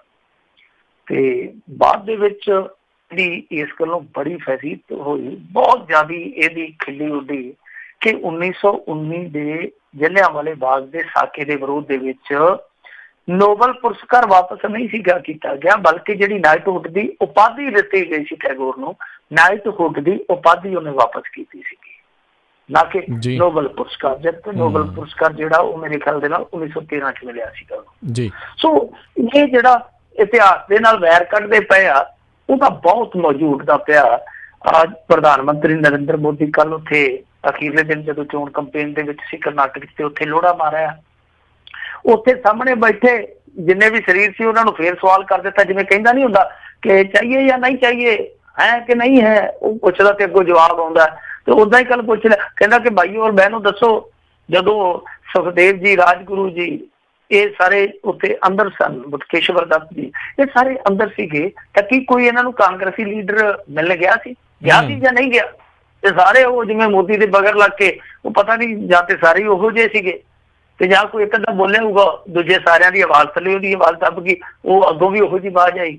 ਤੇ ਇਹ ਫੇਰ ਮਿੱਥ ਕੇ ਕਹਿੰਦਾ, ਅੜ ਕੇ ਕਹਿੰਦਾ ਕਿ ਕੋਈ ਵੀ ਕਾਂਗਰਸੀ ਭਗਤ ਸਿੰਘ ਹੋਰਾਂ ਦੀ ਮੁਲਾਕਾਤ ਨਹੀਂ ਕਰਕੇ ਆਇਆ, ਜਦ ਕਿ ਅੱਜ ਟ੍ਰਿਬਿਊਨ ਨੇ ਆਪਣੀ ਉਹ 1929 ਵਾਲੀ ਖਬਰ ਕੱਢ ਕੇ ਲੋਕਾਂ ਦੇ ਵਿੱਚ ਰੱਖ ਦਿੱਤੀ ਹੈ, ਜਿਹਦੇ ਵਿੱਚ ਇਹ ਸਾਫ਼ ਤੌਰ ਤੇ ਲਿਖਿਆ ਕਿ ਪੰਡਿਤ ਜਵਾਹਰ ਲਾਲ ਨਹਿਰੂ ਮੁਲਾਕਾਤ ਕਰਕੇ ਆਇਆ ਸੀ। ਉਸ ਵੇਲੇ ਮੁਲਾਕਾਤ ਕਰਕੇ ਆਇਆ ਸੀਗਾ ਜਦੋਂ ਭਗਤ ਸਿੰਘ ਹੋਰਾਂ ਨੇ ਬੁਨਿਆਦੀ ਸਹੂਲਤਾਂ ਲਈ ਜੇਲ੍ਹ ਦੇ ਵਿੱਚ ਹੜਤਾਲ ਰੱਖੀ ਹੋਈ ਸੀਗੀ। ਹੁਣ ਤੁਸੀਂ ਆਪ ਅੰਦਾਜ਼ਾ ਲਾ ਲਓ ਕਿ ਨਰਿੰਦਰ ਮੋਦੀ ਸਾਹਿਬ ਕੀ ਕਰਦੇ ਪਏ ਆ। ਪਰ ਮੈਨੂੰ ਲੱਗਦਾ ਕਿ ਨਰਿੰਦਰ ਮੋਦੀ ਸਾਹਿਬ ਦਾ ਜਿਹੜਾ ਰਿਕਾਰਡ ਆ, ਜੋ ਰਚਨਾਤਮਕ ਝੂਠ ਮਾਰਨ ਦੇ ਪ੍ਰਯੋਗ ਕਰਦਾ ਪਿਆ, ਲੱਗਦਾ ਕਿ ਉਹਦਾ ਜਿਹੜਾ ਚੇਲਾ ਬਾਲਕ ਆ ਇਹ ਬਹੁਤ ਜਲਦੀ ਉਹਨੂੰ ਪਿੱਛੇ ਛੱਡ ਜੂਗਾ। ਹੋਰ ਤੇ ਕੋਈ ਬੰਦਾ ਨੇੜੇ ਤੇੜੇ ਨਹੀਂ ਦਿੰਦਾ, ਪਰ ਮੈਨੂੰ ਲੱਗਦਾ ਕਿ ਟੱਕਰ ਜੇ ਕੋਈ ਦੇਊਗਾ ਇਤਿਹਾਸ ਦੇ ਵਿੱਚ ਤੇ ਉਹ ਇਹੋ ਸ਼ਖਸ ਆ, ਵਿਪਲਵ ਦੇਵ। ਜੀ ਜੀ ਜੀ, ਅਗਲੀ ਜਿਹੜੀ ਆਪਾਂ ਮਿੰਟੂ ਜੀ ਗੱਲ ਕਰਦੇ ਹਾਂ ਵੀ ਸਰਕਾਰ ਨੂੰ ਵਕਤ ਪਾਉਣ ਵਾਲਾ ਥਾਣੇਦਾਰ ਕਹਿੰਦੇ ਉਹਨਾਂ ਦੀ ਆਪਣੀ ਪੁਲਿਸ ਨੇ ਕਰ ਲਿਆ ਗ੍ਰਿਫਤਾਰ। ਇੱਕ ਗੱਲ ਤੇ ਮੰਨਣੀ ਪਊਗੀ, ਇਹ ਪਹਿਲਾ ਥਾਣੇਦਾਰ ਹੋਣਾ ਮੇਰੇ ਖਿਆਲ ਦੇ ਨਾਲ ਪੰਜਾਬ ਦੀ ਹਿਸਟਰੀ ਦਾ ਜਿਹਨੇ ਪੂਰੀ ਸਰਕਾਰ ਬੇਵਸ ਕਰਤੀ ਸੀ ਇੱਕ ਵਾਰੀ। ਜੀ ਜੀ ਜੀ। ਪੂਰੀ ਦੀ ਪੂਰੀ ਸਰਕਾਰ ਚਾਹ ਕੇ ਵੀ ਉਹਦਾ ਕੱਖ ਨਹੀਂ ਕਰ ਪਾ ਰਹੀ। ਇਹੋ ਜਿਹਾ ਉਹ ਟੋਪੀ ਵਾਲਾ ਕਿੱਲ ਬਣ ਕੇ ਇਹਨਾਂ ਦੇ ਮੱਥੇ 'ਚ ਅੜਿਆ ਸੀਗਾ ਕਿ ਚਾਹ ਕੇ ਵੀ ਕੱਖ ਨਹੀਂ ਸੀ ਪਾ ਰਹੀ। ਸੋ ਇਹ ਜਿਹੜੀ ਹੁਣ ਗ੍ਰਿਫਤਾਰੀ ਹੋਈ ਆ ਬੜੇ ਨਾਟਕੀ ਢੰਗ ਨਾਲ ਹੋਈ ਆ। ਅੱਜ ਤੜਕੇ 10 ਵਜੇ ਇਹ ਜਲੰਧਰ ਦੇ ਸੈਸ਼ਨ ਕੋਰਟ 'ਚ ਗਿਆ। ਦੱਸਦੇ ਆ ਕਿ ਜਾ ਕੇ ਇਹਨੇ ਜੱਜ ਨੂੰ ਦਰਖਾਸਤ ਕੀਤੀ ਕਿ ਮੈਨੂੰ ਸਿਕਿਉਰਿਟੀ ਪ੍ਰੋਵਾਈਡ ਕਰਵਾਈ ਜਾਵੇ। ਜੱਜ ਸਾਹਿਬ ਨੇ ਆਖਿਆ ਕਿ ਸਾਡੇ ਅਧਿਕਾਰ ਖੇਤਰ 'ਚ ਨਹੀਂ ਇਹ ਚੀਜ਼ਾਂ, ਜੇ ਤੁਸੀਂ ਸਿਕਿਉਰਿਟੀ ਵਾਸਤੇ ਦਰਖਾਸਤ ਕਰਨੀ ਹੈ ਤੇ ਫਿਰ ਤੁਹਾਨੂੰ ਹਾਈ ਕੋਰਟ 'ਚ ਜਾਣਾ ਪਊਗਾ। ਜਦੋਂ ਇਹ ਬਾਹਰ ਨਿਕਲਿਆ ਤੇ ਫਿਰ ਚੱਕ ਲਓ ਹੋ ਗਈ। ਕੁਛ ਇਹਦੇ ਤੇ ਇਹ ਲੱਗਾ ਕਿ ਇੱਕ ਤੇ ਰਿਵਾਲਵਰ ਸਮੇਤ ਅਦਾਲਤ ਦੇ ਅੰਦਰ ਗਿਆ, ਦੂਸਰਾ ਇਹ ਹੈ ਕਿ ਇਹਨੇ ਬਾਹਰ ਖੜੇ ਗਾਰਡ ਦੇ ਨਾਲ ਧੱਕਾ ਮੁੱਕੀ ਕੀਤੀ ਹੈ, ਯਾਨੀ 353 ਦੀ ਧਾਰਾ ਲਾ ਦਿੱਤੀ ਗਈ ਹੈ ਇਹਦੇ ਤੇ। 353 ਦੀ ਧਾਰਾ ਜਿਹੜੀ ਉਦੋਂ ਲੱਗਦੀ ਹੈ ਜਦੋਂ ਕੋਈ ਬੰਦਾ ਕਿਸੇ ਸਰਕਾਰੀ ਡਿਊਟੀ ਤੇ ਮੁਲਾਜ਼ਮ ਦੀ ਡਿਊਟੀ ਦੇ ਵਿੱਚ ਵਿਘਨ ਪਾਵੇ। ਸੋ ਇਹ ਧਾਰਾ ਲਾ ਕੇ ਇਹਨੂੰ ਗ੍ਰਿਫਤਾਰ ਕਰ ਲਿਆ ਗਿਆ। ਫਿਰ ਇਹਨੂੰ ਕੋਰਟ ਦੇ ਵਿੱਚ ਪੇਸ਼ ਕਰ ਦਿੱਤਾ ਗਿਆ, ਮੈਡੀਕਲ ਵੀ ਕਰਵਾਇਆ ਗਿਆ ਇਹਦਾ। ਉਸ ਤੋਂ ਬਾਅਦ ਇਹਨੂੰ ਜੇਲ੍ਹ ਭੇਜ ਦਿੱਤਾ ਗਿਆ। ਕੁਝ ਲੋਕ ਤੇ ਕਹਿੰਦੇ ਆ ਕਿ ਪਟਿਆਲੇ ਘੱਲ ਦਿੱਤਾ, ਕੁਝ ਲੋਕ ਕਹਿੰਦੇ ਆ ਜਲੰਧਰ ਘੱਲ ਦਿੱਤਾ, ਪਰ ਗਿਆ ਜੇਲ੍ਹ ਦੇ ਵਿੱਚ ਆ। ਵੈਸੇ ਸਿਕਿਉਰਿਟੀ ਮੰਗਣ ਆਇਆ ਸੀ, ਪੱਕੇ ਤੌਰ ਤੇ ਉਹਨੂੰ ਸਿਕਿਉਰਿਟੀ ਦੇ ਦਿੱਤੀ ਕਿ ਚੱਕ ਤੈਨੂੰ 24 ਘੰਟੇ ਦੀ ਸਿਕਿਉਰਿਟੀ ਦੇ ਦਿੰਦੇ ਆ, ਕੋਈ ਤੈਨੂੰ ਬਿਨਾਂ ਪੁੱਛੇ ਤੋਂ ਮਿਲ ਵੀ ਨਹੀਂ ਸਕਦਾ। ਖੈਰ ਇਹਨੂੰ ਪੱਕੇ ਭਾਂਡੇ ਪਾ ਦਿੱਤਾ ਗਿਆ। ਹੁਣ ਥੋੜਾ ਜਿਹਾ ਸਰਕਾਰ ਨੂੰ ਸੁੱਖ ਦਾ ਸਾਹ ਆਇਆ। ਇਹਦੀ ਥਾਂ ਤੇ ਨਵਾਂ ਥਾਣੇਦਾਰ ਲਾ ਦਿੱਤਾ ਗਿਆ ਮਹਿਤਪੁਰ ਦੇ ਵਿੱਚ। ਚੋਣ ਕਮਿਸ਼ਨ ਨੇ ਨਾਲ ਦੀ ਨਾਲ ਜਿਹੜਾ ਥਾਣੇਦਾਰ ਲਾ ਦਿੱਤਾ। ਸੋ ਇਹਨੂੰ ਇਸ ਦੋਸ਼ ਦੇ ਤਹਿਤ ਫੜਿਆ ਕਿ ਇਹਨੇ ਡਿਊਟੀ ਦੇ ਵਿੱਚ ਵਿਘਨ ਪਾਇਆ। ਪਹਿਲਾਂ ਕਹਿੰਦੇ ਸੀਗੇ ਕਿ ਅਨੁਸ਼ਾਸਨਹੀਨਤਾ ਕੀਤੀ ਆ। ਅਨੁਸ਼ਾਸਨਹੀਨਤਾ ਵਾਲਾ ਤੁੱਕਾ ਸਹੀ ਨਹੀਂ ਸੀ ਲੱਗਦਾ ਪਿਆ, ਫਿਰ ਇਹਦੇ ਬੁੱਲ ਸੀਨ ਲਈ ਇਹ ਕੰਮ ਇਹਨਾਂ ਨੇ ਕਰ ਦਿੱਤਾ। ਹੁਣ ਇਹਦੀ ਜ਼ਮਾਨਤ ਹੋਊਗੀ। ਵੈਸੇ ਤੇ ਇਹ ਗੈਰ ਜ਼ਮਾਨਤੀ ਧਾਰਾ, ਤਾਂ ਇਹਦੀ ਜ਼ਮਾਨਤ ਹੋ ਜੂਗੀ। ਕੋਈ ਬਹੁਤ ਵੱਡੀ ਗੱਲ ਨਹੀਂ ਹੋ ਸਕਦਾ 2-4 ਦਿਨਾਂ ਦੇ ਵਿੱਚ ਹੋ ਜੇ, ਪਰ ਮੈਨੂੰ ਲੱਗਦਾ ਕਿ ਪੰਜਾਬ ਦੇ ਵਿੱਚੋਂ ਮੁਸ਼ਕਲ ਹੈ, ਸ਼ਾਇਦ ਪੰਜਾਬ ਤੇ ਹਰਿਆਣਾ ਹੀ ਕੁਛ ਹੋ ਜਾਵੇ। ਪਰ ਜਿਹੜਾ ਇਹ ਸਾਰਾ ਕੁਛ ਚੱਲਿਆ ਗੁਜ਼ਸ਼ਤਾ 6-7 ਦਿਨ ਤੋਂ ਜੋ ਕੁਛ ਚੱਲਦਾ ਪਿਆ, ਇਹਨੇ ਉਹ ਮੱਸ ਮਾਰ ਕੇ ਰੱਖ ਦਿੱਤਾ ਜਿਹੜਾ ਸ਼ਾਹਕੋਟ ਚੋਣ ਦੇ ਵਿੱਚ ਬੰਨਾ ਸੀ ਲੋਕਾਂ ਦੇ ਅੰਦਰ, ਜਿਹੜਾ ਰੋਮਾਂਚ ਬੰਨਾ ਸੀਗਾ, ਜਿਹੜਾ ਇੱਕ ਇੰਟਰਸਟ ਬੰਨਾ ਸੀ, ਹੁਣ ਤੱਕ ਉਹਨੂੰ ਮਾਰੀ ਰੱਖਿਆ। ਔਰ ਸਭ ਤੋਂ ਵੱਡੀ ਗੱਲ ਇਹ ਹੈ ਕਿ ਦੂਸਰੇ ਮੁੱਦੇ ਵੀ ਆ ਜਿਹੜੇ ਉਹ ਇਸ ਮੁੱਦੇ ਦੇ ਥੱਲੇ ਦਬ ਕੇ ਰਹਿ ਗਿਆ। ਉਦਾਹਰਨ ਦੇ ਤੌਰ ਤੇ ਜਿਹੜਾ ਮਾਈਨਿੰਗ ਵਾਲਾ ਮਸਲਾ ਸੀਗਾ ਉਹ ਤੇ ਬਿਲਕੁਲ ਹੀ ਇਸ ਮੁੱਦੇ ਦੇ ਹੇਠਾਂ ਦਬ ਗਿਆ, ਜਦਕਿ ਮਾਈਨਿੰਗ ਦੀ ਗੱਲ ਨਹੀਂ ਹੋ ਰਹੀ। ਥਾਣੇਦਾਰ ਦੀ ਉਹ ਹੋਟਲ 'ਚ ਗੁਜ਼ਾਰੀ ਰਾਤ ਜਿਹੜੀ ਉਹ ਚਰਚਿਤ ਹੋ ਰਹੀ ਆ। ਥਾਣੇਦਾਰ ਨੇ ਕਿੰਨੇ ਪੈਗ ਲਾਏ, ਕਿੰਨੇ ਹਜ਼ਾਰ ਦੀ ਸ਼ਰਾਬ ਪੀਤੀ, ਉਹਦੇ ਚਰਚੇ ਹੋ ਰਹੇ ਆ। ਲਾਡੀ ਸ਼ੇਰੋਵਰਗੀ ਦੇ ਚਰਚੇ ਹੋ ਰਹੇ, ਜਦਕਿ ਇਸ ਗੱਲ ਦਾ ਕੋਈ ਚਰਚਾ ਹੀ ਨਹੀਂ ਕਰਦਾ ਪਿਆ ਕਿ ਇਸ ਥਾਣੇਦਾਰ ਨੂੰ, ਜਿਹਨੂੰ ਇਹ ਕਹਿੰਦੇ ਕਿ ਹੁਣ ਇਹ ਦਿਮਾਗੋਂ ਪੈਦਲ ਹੋਇਆ ਫਿਰਦਾ, ਇਸੇ ਥਾਣੇਦਾਰ ਨੇ ਫਰਵਰੀ ਦੇ ਵਿੱਚ ਨਾ ਸਿਰਫ ਇੱਕ ਵਧੀਆ ਅਫਸਰ ਹੋਣ ਦਾ ਇਨਾਮ ਆਪਣੇ ਅਫਸਰਾਂ ਤੋਂ ਲਿਆ, ਬਲਕਿ ਇਸੇ ਅਫਸਰ ਨੇ ਇੱਕ ਕਾਂਗਰਸੀ ਵਿਧਾਇਕ ਦੇ ਭਰਾ ਤੇ FIR ਕੱਟੀ ਆ। ਉਹ FIR ਇਹਨੇ ਆਪਣੇ ਕੋਲੋਂ ਨਹੀਂ ਸੀ ਕੱਟੀ, ਬਲਕਿ BLO ਦੀ ਕੰਪਲੇਂਟ ਤੇ ਕੱਟੀ ਸੀਗੀ, ਯਾਨੀ ਮਾਈਨਸ ਅਧਿਕਾਰੀ ਦੀ ਕੰਪਲੇਂਟ ਤੇ ਕੱਟੀ ਸੀਗੀ। ਤਾਂ ਉਹ ਜਿਹੜੀ FIR ਕੱਟੀ ਸੀ, ਚਲੋ ਅੱਜ ਤੇ ਮੰਨਿਆ ਹਿੱਲਿਆ ਫਿਰਦਾ, ਅੱਜ ਤੇ ਮੰਨਿਆ ਸੁਖਪਾਲ ਸਿੰਘ ਖਹਿਰਾ ਇਹਨੂੰ ਚੁੱਕ ਦਿੰਦਾ ਜਾਂ ਅਕਾਲੀ ਚੁੱਕ ਦਿੰਦੇ ਆ। ਜਿਹੜੀ FIR ਇਹਨੇ ਫਰਵਰੀ ਦੇ ਵਿੱਚ ਕੱਟੀ ਸੀਗੀ, ਉਹ ਹੁਣ ਇੱਕ ਅਫਸਰ ਦੱਸਦੇ ਆ ਕਿ ਕੱਚ 'ਚ ਰੱਖ ਕੇ ਬੈਠਾ ਉਦੋਂ ਦਾ, ਉਸ FIR ਤੇ ਕਿਉਂ ਨਹੀਂ ਕਾਰਵਾਈ ਕੀਤੀ ਗਈ? ਇਹ ਉਸ ਸਮੇਂ ਦੀ FIR ਕੱਟੀ ਹੋਈ ਆ ਜਿਸ ਸਮੇਂ ਨੂੰ ਇਨਾਮਾਂ ਦੇ ਨਾਲ ਨਵਾਜ਼ਿਆ ਜਾ ਰਿਹਾ ਸੀਗਾ। ਸੋ ਸਭ ਤੋਂ ਵੱਡੀ ਗੱਲ ਤੇ ਇਹੋ ਹੀ ਆ ਕਿ ਜਿਹੜੀ ਇੱਥੇ ਰੇਤ ਚੋਰੀ ਹੋਈ ਆ, ਜੋ ਇੱਥੇ ਪੰਜਾਬ ਦੇ ਵਿੱਚ ਲੁੱਟਖੋਰੀ ਹੋਈ ਆ, ਮਾਰਖੋਰੀ ਹੋਈ ਆ, ਉਹਦੀ ਚਰਚਾ ਨਹੀਂ ਹੋਈ, ਬਲਕਿ ਚਰਚਾ ਇੱਕ ਥਾਣੇਦਾਰ ਦੀ ਹੋਈ ਹੈ। ਚਰਚਾ ਸਿਰਫ ਤੇ ਸਿਰਫ ਇੱਕ FIR ਦੀ ਹੋਈ ਆ, ਜਦਕਿ ਅਸਲ ਖੇਡ ਜਿਹੜੀ ਸੀ ਉਹ ਤੁਰਦੇ ਤੁਰਨੀ ਸੀ। ਲਾਡੀ ਸ਼ੇਰੋਵਾਲੀ ਦੇ ਤੇ ਕਿੰਨੇ ਚਰਚੇ ਆ। ਇਹ ਉਹ ਸ਼ਖਸ ਆ ਜਿਹਨੇ ਆਪਣੀ ਬਹਿਸ ਤੇ, ਜਿਹਨੇ ਆਪਣੇ ਫਾਰਮ ਹਾਊਸ ਤੇ ਜਾ ਕੇ ਉੱਥੇ ਪਰੇਡ ਕਰਵਾਤੀ ਸੀਗੀ, ਜਿਵੇਂ ਆ ਮਾਰਚ ਪਾਸਟ ਨਹੀਂ ਕਰਦੇ 26 ਜਨਵਰੀ ਤੇ 15 ਅਗਸਤ ਤੇ, ਇਹਨੇ ਜਾ ਕੇ ਰਾਣਾ ਜੀ ਦੇ ਸਵਾਗਤ ਦੇ ਵਿੱਚ ਆਪਣੀ ਬਹਿਸ ਤੇ ਪਰੇਡ ਕਰਵਾਤੀ ਸੀ। ਚਰਚਾ ਤੇ ਉਦੋਂ ਵੀ ਬੜਾ ਹੋਇਆ ਸੀ, ਕੱਖ ਨਹੀਂ ਹੋਇਆ, ਕਿਸੇ ਨੇ ਝਿੜਕਿਆ ਤੱਕ ਨਹੀਂ, ਸਟਿੰਗ ਆਪਰੇਸ਼ਨ ਹੋਇਆ, ਹੋਰ ਕਿੰਨੇ ਚਰਚੇ ਚੱਲਦੇ ਆ। ਉਹਨਾਂ ਤੇ ਚਰਚਾ ਹੋਣ ਦੀ ਥਾਂ ਤੇ ਚਰਚਾ ਸਿਰਫ ਤੇ ਸਿਰਫ ਥਾਣੇਦਾਰ ਦੀ ਸੀ। ਚਲੋ ਅੱਜ ਇਹ ਖਤਮ ਹੋ ਗਈ ਆ, ਹੁਣ ਦੇਖਦੇ ਮੁੱਦਿਆਂ ਤੇ ਰਾਜਨੀਤੀ ਹੁੰਦੀ ਹੈ ਜਾਂ ਨਹੀਂ, ਪਰ ਮੁੱਦਿਆਂ ਤੇ ਹੋਣੀ ਚਾਹੀਦੀ ਆ। ਉੱਥੇ ਕਾਂਗਰਸ ਆਪਣਾ ਰਿਪੋਰਟ ਕਾਰਡ ਪੇਸ਼ ਕਰੇ, ਅਕਾਲੀ ਆਪਣਾ ਰਿਪੋਰਟ ਕਾਰਡ ਪੇਸ਼ ਕਰਨ ਤੇ ਆਮ ਆਦਮੀ ਪਾਰਟੀ ਆਪਣਾ ਕੰਮ ਕਰ ਗਿਣਾਵੇ। ਅਸਲ ਦੇ ਵਿੱਚ ਰਾਜਨੀਤੀ ਉੱਥੋਂ ਤੁਰਨੀ ਚਾਹੀਦੀ ਆ। ਜੀ, ਪਰ ਅਫਸੋਸ ਦੀ ਗੱਲ ਆ ਹਮੇਸ਼ਾ ਹੀ ਇਦਾਂ ਹੀ ਹੁੰਦਾ ਆ ਤੇ ਲੱਗਦਾ ਨਹੀਂ ਵੀ ਆਉਣ ਵਾਲੇ ਸਮੇਂ 'ਚ ਵੀ ਕੁਛ ਤਬਦੀਲ ਹੋਊਗਾ। ਅਗਲੀ ਆਪਾਂ ਮਿੰਟੂ ਜੀ ਗੱਲ ਕਰਦੇ ਹਾਂ, ਪੰਜਾਬ ਦੇ ਸਕੂਲਾਂ 'ਚ ਘਟਣ ਲੱਗੀ ਦਾਖਲਾ ਦਰ। ਇਹ ਬੜਾ ਗੰਭੀਰ ਵਿਸ਼ਾ ਹੈ ਵੈਸੇ ਜੇ ਆਪਾਂ ਦੇਖੀਏ ਤੇ, ਜੀ, ਕਿਉਂਕਿ ਪਹਿਲੀ ਜਮਾਤ ਵਿੱਚ ਦਾਖਲਾ ਲੈਣ ਵਾਲੇ ਬੱਚਿਆਂ ਦੀ ਗਿਣਤੀ ਹੈ ਜਿਹੜੀ ਉਹ 8 ਸਾਲ ਪਹਿਲਾਂ ਨਾਲੋਂ 23% ਘਟੀ ਆ।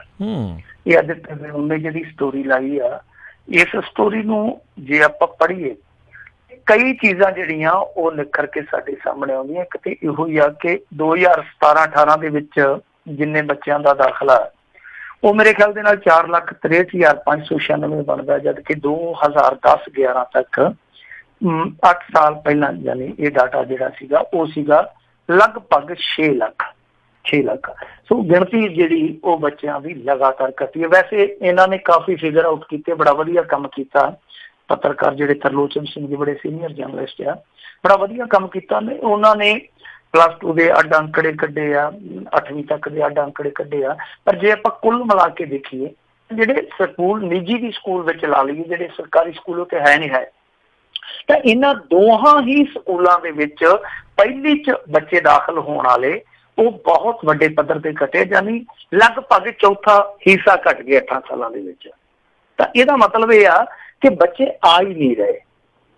ਅਸੀਂ ਇਹ ਦੇਖ ਲੈਂਦੇ ਹਾਂ ਕਈ ਵਾਰੀ ਕਿ ਬੱਚਾ ਪੜ੍ਹਾਈ ਛੱਡ ਗਿਆ, ਉਹ ਵੱਖਰੀ ਗੱਲ ਆ, ਪਰ ਇੱਥੇ ਬੱਚੇ ਆ ਹੀ ਨਹੀਂ ਰਹੇ, ਉਹਨਾਂ ਦੇ ਆਉਣ ਦੇ ਵਿੱਚ ਬਹੁਤ ਵੱਡੀ ਕਮਤੀ ਦਰਜ ਕੀਤੀ ਜਾ ਰਹੀ ਆ। ਸੋ ਇਹ ਇੱਕ ਚਿੰਤਾਜਨਕ ਵਿਸ਼ਾ ਹੋ ਸਕਦਾ, ਕਿਉਂਕਿ ਇਹਦੇ ਵਿੱਚ ਦੇਖੋ ਸਮੱਸਿਆ ਜਿਹੜੀ ਆ ਉਹ ਮੇਰੇ ਖਿਆਲ ਦੇ ਨਾਲ ਤੇ ਵੱਡੀ ਇਹੋ ਹੀ ਆ ਕਿ ਸਾਡੇ ਇੱਥੇ ਜ਼ਮੀਨ ਦਾ ਚੱਕਰ ਜ਼ਿਆਦਾ, ਔਰ ਜ਼ਮੀਨ ਦੇ ਚੱਕਰ ਕਰਕੇ ਇੱਥੇ ਬੱਚਾ ਹੁਣ ਇੱਕੋ ਕੀਤਾ ਜਾਂਦਾ। ਪਹਿਲਾਂ ਤੇ ਮੁੰਡੇ ਦੀ ਜ਼ਿਆਦਾ ਚਾਹਤ ਕੀਤੀ ਜਾਂਦੀ ਸੀਗੀ, ਹੁਣ ਕੁੜੀਆਂ ਵੀ ਇੱਕੋ ਕੀਤੀਆਂ ਜਾਂਦੀਆਂ।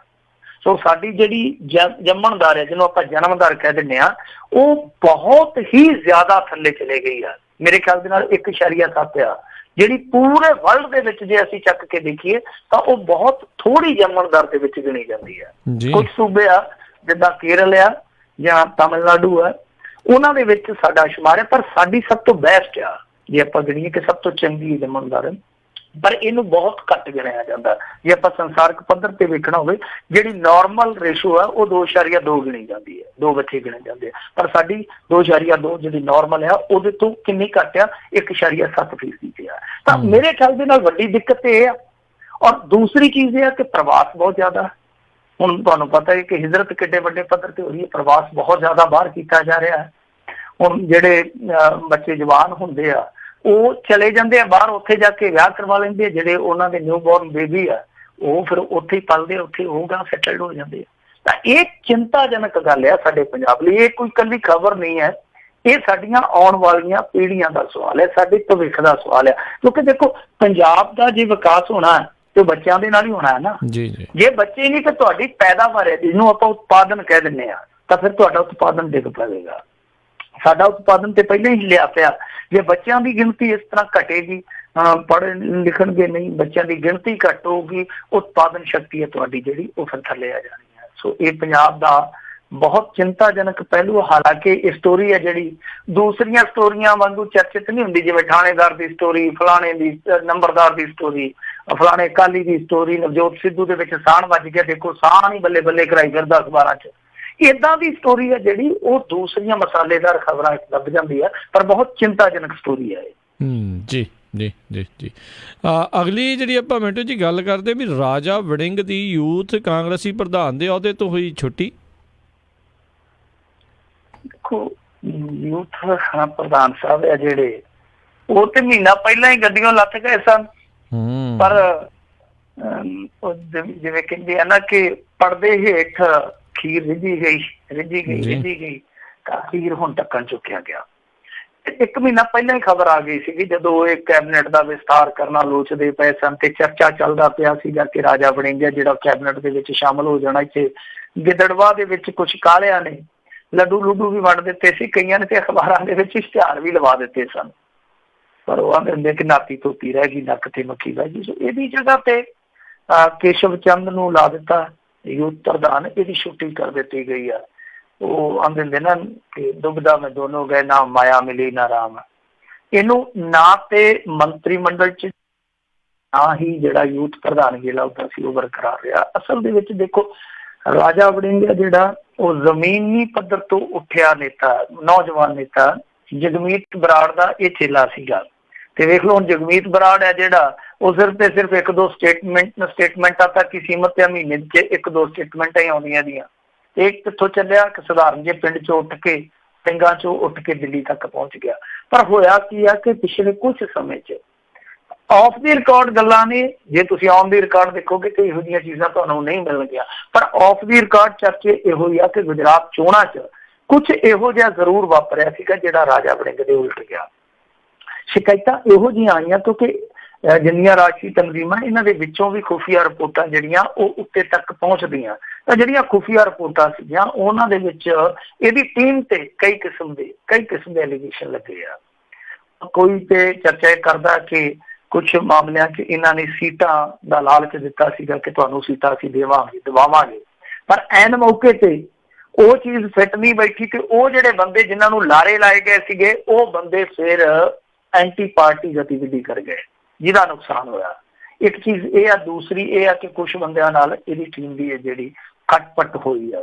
ਸੋ ਇਸੇ ਕਰਕੇ ਤਾਂ ਅਸਤੀਫਾ ਪਹਿਲਾਂ ਲੈ ਲਿਆ ਸੀਗਾ, ਪਾਰਟੀ ਨੇ ਟੱਕੀ ਰੱਖਿਆ। ਔਰ ਇਹੀ ਕਾਰਨ ਆ ਕਿ ਮੰਤਰੀ ਮੰਡਲ ਦੇ ਵਿੱਚ ਜਗ੍ਹਾ ਬਣਦੀ ਰਾਜੇ ਦੇ ਹੱਥੋਂ ਖੁੱਸ ਗਈ ਆ ਤੇ ਉਹਨੂੰ ਹੁਕਮ ਦੇ ਦਿੱਤਾ ਉਹਨਾਂ ਨੇ ਕਿ ਰਾਜਾ ਵੜਿੰਗ ਜੀ ਹੁਣ ਤੁਸੀਂ ਗਿੱਦੜਬਾਹ ਦੇ ਵਿੱਚ ਹੀ ਰਾਜਾਸ਼ਾਹੀ ਕਰੋ। ਪਰ ਇਸ ਬੰਦੇ ਦੀ ਰਾਜਨੀਤੀ ਦੀ ਇੱਕ ਪ੍ਰਾਪਤੀ ਆ ਕਿ ਇਹ ਦੇਖੋ ਕਿ ਹੁਣ ਮੇਰੇ ਖਿਆਲ ਦੇ ਨਾਲ 40-45 ਸਾਲ ਦਾ ਹੋਊਗਾ, ਕੋਈ ਉਮਰ ਜ਼ਿਆਦਾ ਨਹੀਂ, ਪਰ ਇਹਨੇ 2012 'ਚ ਆ ਕੇ ਜਦੋਂ ਗਿੱਦੜਬਾਹ ਦੀ ਚੋਣ ਜਿੱਤੀ ਸੀਗੀ ਤਾਂ ਰਾਜਾ ਹੋ ਗਈ ਸੀ, ਕਿਉਂਕਿ ਉਹ ਮਹੱਤਵਪੂਰਨ ਸੀਟ ਸੀਗੀ ਔਰ ਬਾਦਲ ਪਰਿਵਾਰ ਦਾ ਉੱਥੇ ਗਲਬਾ ਰਿਹਾ। ਪਰ ਜਿਸ ਤਰੀਕੇ ਨਾਲ ਇਸ ਬੰਦੇ ਨੇ ਉੱਥੇ ਜਾ ਕੇ ਸਮੀਕਰਨ ਪਲਟੇ, ਇੱਥੋਂ ਇਹਦਾ ਆਧਾਰ ਤੇ ਮਜ਼ਬੂਤ ਨਜ਼ਰ ਆਉਂਦਾ। ਪਰ ਜਿੱਥੋਂ ਇਹਨੇ ਸਫ਼ਰ ਸ਼ੁਰੂ ਕਰਕੇ ਜਿੱਥੇ ਅੱਖ ਟਕਾਈ ਹੋਈ ਸੀ ਉੱਥੋਂ ਕੰਮ ਨਹੀਂ ਬਣਿਆ, ਕਿਉਂਕਿ ਇਹਦੀ ਨਿਗਾਹ ਜਿਹੜੀ ਸੀ ਉਹ ਕਿਤੇ ਨਾ ਕਿਤੇ ਕੈਬਨਿਟ ਦੇ ਵਿੱਚ ਜ਼ਰੂਰ ਸੀਗੀ। ਜੀ ਜੀ ਅਗਲੀ ਜਿਹੜੀ ਆਪਾਂ ਗੱਲ ਕਰਦੇ ਹਾਂ, ਪੰਚਾਇਤ ਮਹਿਕਮੇ ਦੇ ਵੱਡੇ ਅਫਸਰ ਤੇ ਮਹਿਲਾ ਮੁਲਾਜ਼ਮਾਂ ਨਾਲ ਛੇੜਛਾੜ ਦੇ ਇਲਜ਼ਾਮ।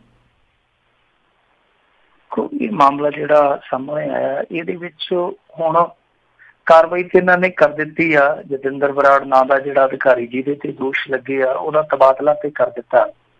ਪਰ ਇਹ ਦੱਸਦੇ ਆ ਕਿ ਕੁਝ ਮਹਿਲਾਵਾਂ, ਕੁਝ ਔਰਤਾਂ ਜਿਹੜੀਆਂ ਉਹ ਜਾ ਕੇ ਅੱਜ ਪੰਚਾਇਤ ਮੰਤਰੀ ਨੂੰ ਮਿਲੀਆਂ ਸਨ। ਉਹਨਾਂ ਨੇ ਕੱਲੀ ਨਹੀਂ ਜਾ ਕੇ ਦੁੱਖ ਰੋਇਆ ਕਿ ਸਾਨੂੰ ਬਹੁਤ ਜ਼ਿਆਦਾ ਹਰਾਸ ਕਰਦਾ, ਬਹੁਤ ਜ਼ਿਆਦਾ ਤੰਗ ਕਰਦਾ। ਇਸੇ ਕਰਕੇ ਫਿਰ ਐਕਸ਼ਨ ਤੇ ਲੈ ਲਿਆ ਤੇਜਿੰਦਰ ਸਿੰਘ ਬਾਜਵਾ ਨੇ। ਪਰ ਰੌਲਾ ਉਹ ਆਉਂਦੇ ਹੁੰਦੇ ਨਾ, ਗੱਲ ਸਹਿ ਦੀ ਨਹੀਂ, ਗੱਲ ਤੇ ਪੈ ਦੀ ਆ। ਇਹ ਸਾਰੀਆਂ ਚੀਜ਼ਾਂ ਜਿਹੜੀਆਂ ਉਹ ਠੀਕ ਕਦੋਂ ਹੋਣਗੀਆਂ? ਸਾਰੀਆਂ ਚੀਜ਼ਾਂ ਇਹ ਠੀਕ ਇਸ ਕਰਕੇ ਨਹੀਂ ਹੋ ਰਹੀਆਂ ਕਿਉਂਕਿ ਦੇਖੋ ਬਦਲੀ ਕਰ ਦਿੱਤੀ ਜਾਂਦੀ ਹੈ। ਵੱਧ ਤੋਂ ਵੱਧ ਕਿਸੇ ਬੰਦੇ ਨੂੰ ਸਸਪੈਂਡ ਕਰ ਦਿੱਤਾ ਜਾਂਦਾ, ਇਸ ਤੋਂ ਵੱਧ ਕੋਈ ਕਾਰਵਾਈ ਨਹੀਂ, ਜਾਂ ਕੇਸ ਕਰ ਦਿੱਤਾ ਜਾਂਦਾ, ਫਿਰ ਉਸ ਕੇਸ ਦੀ ਪੈਰਵਾਈ ਨਹੀਂ ਕੀਤੀ ਜਾਂਦੀ ਜਾਣਬੁੱਝ ਕੇ, ਉਹ ਬੰਦਾ ਫਿਰ ਬਹਾਲ ਹੋ ਜਾਂਦਾ। ਇਹ ਸਾਰੀਆਂ ਚੀਜ਼ਾਂ ਜਿਹੜੀਆਂ ਨੇ ਨਾ ਉਹ ਠੀਕ ਕਰਨ ਦੀ ਜ਼ਰੂਰਤ ਆ। ਕਿੰਨੀਆਂ ਦੇਖੋ, ਕਦੇ ਯੂਨੀਵਰਸਿਟੀ ਦਾ ਕੋਈ ਪ੍ਰੋਫੈਸਰ ਹੈ ਜਿਹੜਾ ਉਹ ਇਹੋ ਜਿਹੇ ਕੰਮਾਂ 'ਚ ਘਿਰ ਜਾਂਦਾ। ਇੱਥੇ ਇੱਕ SP ਸੀ ਜਿਹੜਾ ਬੜਾ ਵਿਵਾਦਤ SP ਸਾਬਤ ਹੋਇਆ, ਸਲਵਿੰਦਰ ਸਿੰਘ, ਉਹਦੇ ਤੇ ਵੀ ਇਸ ਤਰ੍ਹਾਂ ਦੇ ਦੋਸ਼ ਲੱਗੇ ਸੀ। ਪਿੱਛੇ ਜੇ ਇੱਕ ਅਫਸਰ ਬੀਬੀ ਨੇ ਜਿਹੜੀ ਕਿ ਭਾਰਤ ਦੇ ਚੋਟੀ ਦੇ ਅਫਸਰਾਂ ਚੋਂ ਗਿਣੀ ਜਾਂਦੀ ਹੈ, ਉਹਨੇ ਇੱਕ ਸੰਬੋਧਨ ਦੇ ਵਿੱਚ ਇਹ ਖੁਲਾਸਾ ਕੀਤਾ ਸੀਗਾ ਕਿ ਪੰਜਾਬ ਪੁਲਿਸ ਦੇ ਵਿੱਚ ਔਰਤਾਂ ਦੀ ਡਿਊਟੀ ਕਰਨੀ ਹੈ ਜਿਹੜੀ ਉਹ ਬਹੁਤ ਔਖੀ ਆ ਤੇ ਇਸ ਤਰ੍ਹਾਂ ਦੇ ਛੇੜਛਾੜ ਵਾਲੇ ਜਿਹੜੇ ਵਰਤਾਰੇ ਉਹਨਾਂ ਨੂੰ ਚੱਲਣੇ ਪੈਂਦੇ ਆ। ਬਾਅਦ ਦੇ ਵਿੱਚ ਹਾਲਾਂਕਿ ਉੱਤੋਂ ਦਬਾਅ ਪਿਆ, ਉਹਨੇ ਅਗਲੇ ਦਿਨ ਕਹਿ ਦਿੱਤਾ ਸੀਗਾ ਕਿ ਮੇਰੀ ਸਟੇਟਮੈਂਟ ਨੂੰ ਤੋੜਿਆ ਗਿਆ, ਮਰੋੜਿਆ ਗਿਆ। ਵੈਸੇ ਤੋੜਨ ਮਰੋੜਨ ਵਾਲਾ ਫੰਡਾ ਤੁਹਾਨੂੰ ਪਤਾ ਹੀ ਹੈ, ਪਰ ਜ਼ਾਹਰ ਹੋ ਗਿਆ ਸੀਗਾ ਕਿ ਅੰਦਰ ਖਾਤੇ ਸਭ ਕੁਛ ਹੈ ਜਿਹੜਾ ਉਹ ਚੱਲਦਾ ਜੀ। ਸੋ ਸਾਰੇ ਮਹਿਕਮਿਆਂ ਦੀ ਕਹਾਣੀ ਹੈ, ਇਹ ਸਭ ਕੁਛ ਠੀਕ ਕਰਨ ਦੀ ਜ਼ਰੂਰਤ ਆ। ਜੇ ਦੇਖੋ ਇਸ ਤਰ੍ਹਾਂ ਦਾ ਡਿਸਕ੍ਰਿਮੀਨੇਸ਼ਨ ਹੁੰਦਾ ਜਾਂ ਇਸ ਤਰ੍ਹਾਂ ਦਾ ਇੱਕ ਵਿਹਾਰ ਕੀਤਾ ਜਾਂਦਾ ਔਰਤ ਦੇ ਨਾਲ, ਚਾਹੇ ਉਹ ਵਿਤਕਰਾ, ਚਾਹੇ ਉਹ ਜਿਸਮਾਨੀ ਛੇੜਛਾੜ ਹੈ, ਤਾਂ ਉੱਥੇ ਤਾਲਮੇਲ ਵੀ ਤੇ ਗੜਬੜਾ ਜਾਏਗਾ ਨਾ। ਜੋ ਇੱਕ ਟੀਮ ਵਰਕ ਹੋਣਾ ਚਾਹੀਦਾ, ਜੋ ਟੀਮ ਦੇ ਰੂਪ ਦੇ ਵਿੱਚ ਤੁਹਾਡਾ ਕੰਮ ਕਰਨ ਦਾ ਜਿਹੜਾ ਰੰਗ ਢੰਗ ਹੋਣਾ ਚਾਹੀਦਾ, ਉਹ ਵੀ ਤੇ ਪ੍ਰਭਾਵਿਤ ਹੋਏਗਾ। ਸੋ ਇਸ ਕਰਕੇ ਸਾਰੀਆਂ ਚੀਜ਼ਾਂ ਠੀਕ ਕਰਨ ਦੀ ਜ਼ਰੂਰਤ ਹੈ। ਜੇ ਔਰਤਾਂ ਇਹੋ ਜਿਹੇ ਦਬਾਅ 'ਚ ਹੋਣਗੀਆਂ ਤੇ ਤੁਸੀਂ ਮੈਨੂੰ ਦੱਸੋ ਕਿ ਕੰਮ ਕਿਸ ਤਰ੍ਹਾਂ ਕਰਨਗੀਆਂ? ਜੀ ਜੀ ਜੀ ਅਗਲੀ ਜਿਹੜੀ ਆਪਾਂ ਮਿੰਟੂ ਜੀ ਗੱਲ ਕਰਦੇ ਹਾਂ, ਬਾਰਡਰ ਪੱਟੀ ਦੇ ਸਕੂਲੀ ਬੱਚੇ ਪਾਣੀ ਦੇ ਨਾਂ ਤੇ ਕਹਿੰਦੇ ਪੀ ਰਹੇ ਆ ਜ਼ਹਿਰ। ਇਹ ਜੋ ਕੁਛ ਵਾਪਰਦਾ ਪਿਆ ਇਹ ਬਾਰਡਰ ਪੱਟੀ ਦੇ ਏਰੀਏ ਦੇ ਵਿੱਚ ਵਾਪਰਦਾ ਪਿਆ, ਤੇ ਬਾਰਡਰ ਪੱਟੀ ਦੇ ਏਰੀਏ ਨੂੰ ਤੇ ਵੱਧ ਸਹੂਲਤਾਂ ਦਿੱਤੀਆਂ ਜਾਣੀਆਂ ਚਾਹੀਦੀਆਂ, ਚਾਹੇ ਉਹ ਕੇਂਦਰ ਸਰਕਾਰ ਹੋਵੇ ਚਾਹੇ ਸੂਬਾ ਸਰਕਾਰ ਹੋਵੇ, ਕਿਉਂਕਿ ਉਹ ਲੋਕ ਆ ਜਿਹੜੇ ਕਈ ਵਾਰ ਆਪਣੀ ਪੱਕੀ ਫਸਲ ਨੂੰ ਛੱਡ ਕੇ ਉਤੋਂ ਡੰਡਾ ਡੋਰਾ ਚੁੱਕ ਕੇ ਦੂਸਰੀਆਂ ਥਾਵਾਂ ਤੇ ਹਿਜਰਤ ਕਰਦੇ। ਆਪਾਂ ਦੇਖਿਆ ਸੀਗਾ ਨਾ ਬਾਦਲ ਦੇ ਰਾਜ ਦੇ ਵਿੱਚ ਕਿ ਇੱਕ ਵਾਰੀ ਖੜੇ ਪੈਰ ਜਦੋਂ ਸਟ੍ਰੈਸ ਵੱਧ ਗਈ ਤੇ ਉਹਨਾਂ ਨੂੰ ਵਿਚਾਰਿਆਂ ਨੂੰ ਪੱਕੀ ਕਣਕ ਛੱਡ ਕੇ ਉੱਥੋਂ ਰੁਖਸਤ ਹੋਣਾ ਪਿਆ ਸੀਗਾ। ਪਤਾ ਨਹੀਂ ਕਣਕ ਪੱਕੀ ਸੀ ਜਾਂ ਝੋਨਾ ਪੱਕਿਆ ਸੀਗਾ, ਪਰ ਉਹਦੇ ਵਿੱਚ ਜੋ ਕੁਛ ਹੋਇਆ ਸੀ ਉਹ ਆਪਾਂ ਨੂੰ ਪਤਾ ਹੀ ਆ। ਖੈਰ ਇਹ ਚੀਜ਼ਾਂ ਜਿਹੜੀਆਂ ਨੇ ਇਹ ਮੰਦਭਾਗੀਆਂ। ਬਾਰਡਰ ਏਰੀਏ ਦੇ ਵਿੱਚ 2 ਸਕੂਲਾਂ ਦੇ ਵਿੱਚ ਚੈਕਿੰਗ ਕੀਤੀ ਗਈ ਆ ਪਾਣੀ ਦੀ। ਇਹਦੇ ਵਿੱਚ ਜਿਹੜੀ TDS ਦੀ ਮਾਤਰਾ ਆਈ ਆ ਉਹ 900 ਤੋਂ ਜ਼ਿਆਦਾ ਆਈ ਆ ਰਾਜਕਰਨਵੀਰ ਸਿੰਘ ਜੀ, 900 ਤੋਂ ਜ਼ਿਆਦਾ। ਮਤਲਬ ਕਿ ਤੁਸੀਂ ਇਹ ਦੇਖ ਲਓ ਕਿ ਜੇ 700 ਤੋਂ ਵੱਧ TDS ਆ, 700 ਤੋਂ ਵੱਧ TDS ਆ ਤਾਂ ਉਹ ਹੱਡੀਆਂ ਗਲਾ ਦਿੰਦੀ ਆ। ਤਾਂ ਇੱਥੇ 102 ਸਕੂਲਾਂ ਦੇ ਵਿੱਚ ਜਿਹੜੀ TDS ਦੀ ਮਾਤਰਾ ਹੈ ਉਹ 109 ਆਈ ਆ, ਪੂਰੀ 900। ਤਾਂ ਇਹਦੇ ਵਿੱਚ ਹੁਣ ਦੇਖੋ RO ਤੇ ਲਾਉਣ ਦਾ ਇਹਨਾਂ ਨੇ ਐਲਾਨ ਕਰ ਦਿੱਤਾ ਕਿ ਅਸੀਂ RO ਲਾਵਾਂਗੇ ਇਹਨਾਂ ਸਕੂਲਾਂ ਦੇ ਵਿੱਚ, ਇਹਨਾਂ ਨੇ ਸ਼ੁਰੂਆਤ ਵੀ ਕਰ ਦਿੱਤੀ ਹੈ। ਪਰ ਇਹ ਆਪਣੇ ਆਪ ਦੇ ਵਿੱਚ ਇੱਕ ਏਡਾ ਵੱਡਾ ਸਵਾਲ ਆ ਕਿ 102 ਸਕੂਲਾਂ 'ਚ ਅੱਜ ਤੱਕ ਬੱਚੇ ਆ ਜਿਹੜੇ ਉਹ ਜ਼ਹਿਰ ਪੀਂਦੇ ਆ, ਕਿਉਂਕਿ 700 TDS ਤੋਂ ਵੱਧ। ਵੈਸੇ ਤੇ TDS ਜਿਹੜੀ ਆ ਉਹ ਆਮ ਤੌਰ ਤੇ ਕਹਿੰਦੇ ਆ ਕਿ ਡਾਕਟਰ 300 ਤੋਂ ਵੱਧ ਨਹੀਂ ਹੋਣੀ ਚਾਹੀਦੀ ਕਿਸੇ ਵੀ ਪਾਣੀ 'ਚ, ਚਾਹੇ ਉਹ ਨਹਿਰੀ ਪਾਣੀ ਆ ਚਾਹੇ ਉਹ ਧਰਤੀ ਹੇਠਲਾ ਪਾਣੀ ਆ। ਪਰ ਫਿਰ ਵੀ ਕਹਿੰਦੇ ਆ ਕਿ 700 ਤੋਂ ਵੱਧ ਜਾਵੇ ਤੇ ਉਹ ਸਭ ਕੁਝ ਗਾਲ ਦਿੰਦੀ ਹੈ। ਤੇ ਇੱਥੇ 900 ਤੋਂ ਵੀ ਵੱਧ TDS ਆ।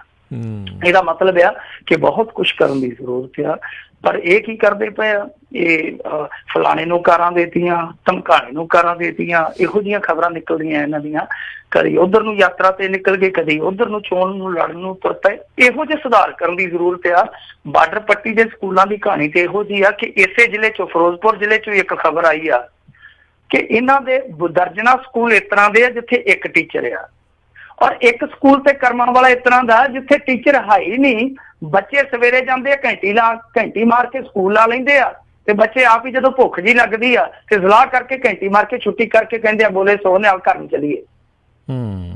ਜੀ ਜੀ ਜੀ, ਹਾਲਾਤ ਵਾਕਈ ਜਿਹੜੇ ਉਹ ਮਾੜੇ ਆ। ਤੇ ਆਪਾਂ ਮਿੰਟੂ ਜੀ ਇੱਕ ਇੱਥੇ ਹੁਣ ਬ੍ਰੇਕ ਲਵਾਂਗੇ। ਬ੍ਰੇਕ ਤੋਂ ਬਾਅਦ ਦੇ ਵਿੱਚ ਆਪਾਂ ਆਪਣੇ ਸਰੋਤਿਆਂ ਦੀਆਂ ਜਿਹੜੀਆਂ ਕਾਲਸ ਲੈਣੀਆਂ ਸ਼ੁਰੂ ਕਰਾਂਗੇ। ਸਰੋਤਿਓ ਤੁਸੀਂ ਵੀ ਜੇ ਕਾਲ ਕਰਕੇ ਮਿੰਟੂ ਜੀ ਨੂੰ ਕੋਈ ਸਵਾਲ ਪੁੱਛਣਾ ਚਾਹੁੰਦੇ ਹੋ ਤਾਂ ਕਾਲ ਕਰ ਸਕਦੇ ਹੋ। ਸਟੂਡੀਓ ਦਾ ਨੰਬਰ 408 272 5200 4082725200।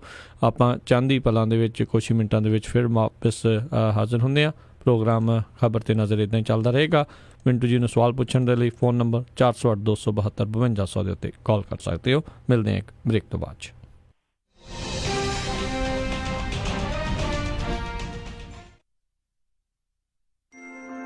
ਤੁਸੀਂ ਸੁਣ ਰਹੇ ਹੋ Punjabi radio USA, KWRU Fresno 1300 AM, KIID Sacramento 1470 AM ਅਤੇ KOBO Yuba city 1450 AM। Kang transport Yuba city ਵਾਲਿਆਂ ਨੂੰ ਇਸ ਮੌਕੇ ਟਰੱਕ ਡਰਾਈਵਰਸ ਅਤੇ ਓਨਰ ਆਪਰੇਟਰਸ ਦੀ ਜ਼ਰੂਰਤ ਹੈ। ਡਰਾਈਵਰਸ ਨੂੰ 60 ਸੈਂਟ ਪਰ ਮਾਈਲ ਮਿਲਣਗੇ। ਇਹਨਾਂ ਦੇ ਪੱਕੇ load Arizona, Texas, salt lake city, Portland, Seattle, Oregon, Washington ਦੇ ਹਨ। ਬਹੁਤ ਹੀ ਵਧੀਆ ਮੌਕਾ ਹੈ। ਡਰਾਈਵਰਸ ਨੂੰ 60 ਸੈਂਟ ਪਰ ਮਾਈਲ ਮਿਲਣਗੇ। ਓਨਰ ਆਪਰੇਟਰ ਕੋਲੋਂ 6% ਫੀਸ ਲੈਂਦੇ ਹਨ। $1000 ਵਿੱਚ ਟ੍ਰੇਲਰ ਰੈਂਟ ਕਰ ਸਕਦੇ ਹੋ। 2 ਵੀਕ ਬਾਅਦ ਤਨਖਾਹ ਮਿਲੇਗੀ। ਨਵੇਂ ਟਰੱਕ ਚਲਾਉਣ ਨੂੰ ਮਿਲਣਗੇ। Lease to bye the option ਵੀ ਉਪਲਬਧ ਹੈ। ਜੇਕਰ ਤੁਸੀਂ ਜੌਬ ਦੀ ਭਾਲ 'ਚ ਹੋ ਜਾਂ ਕੰਪਨੀ ਚੇਂਜ ਕਰਨਾ ਚਾਹੁੰਦੇ ਹੋ ਤਾਂ ਅੱਜ ਹੀ ਸੰਪਰਕ ਕਰੋ। ਸਨੀ ਕੰਗ 530 301 99 29 530 301 9929।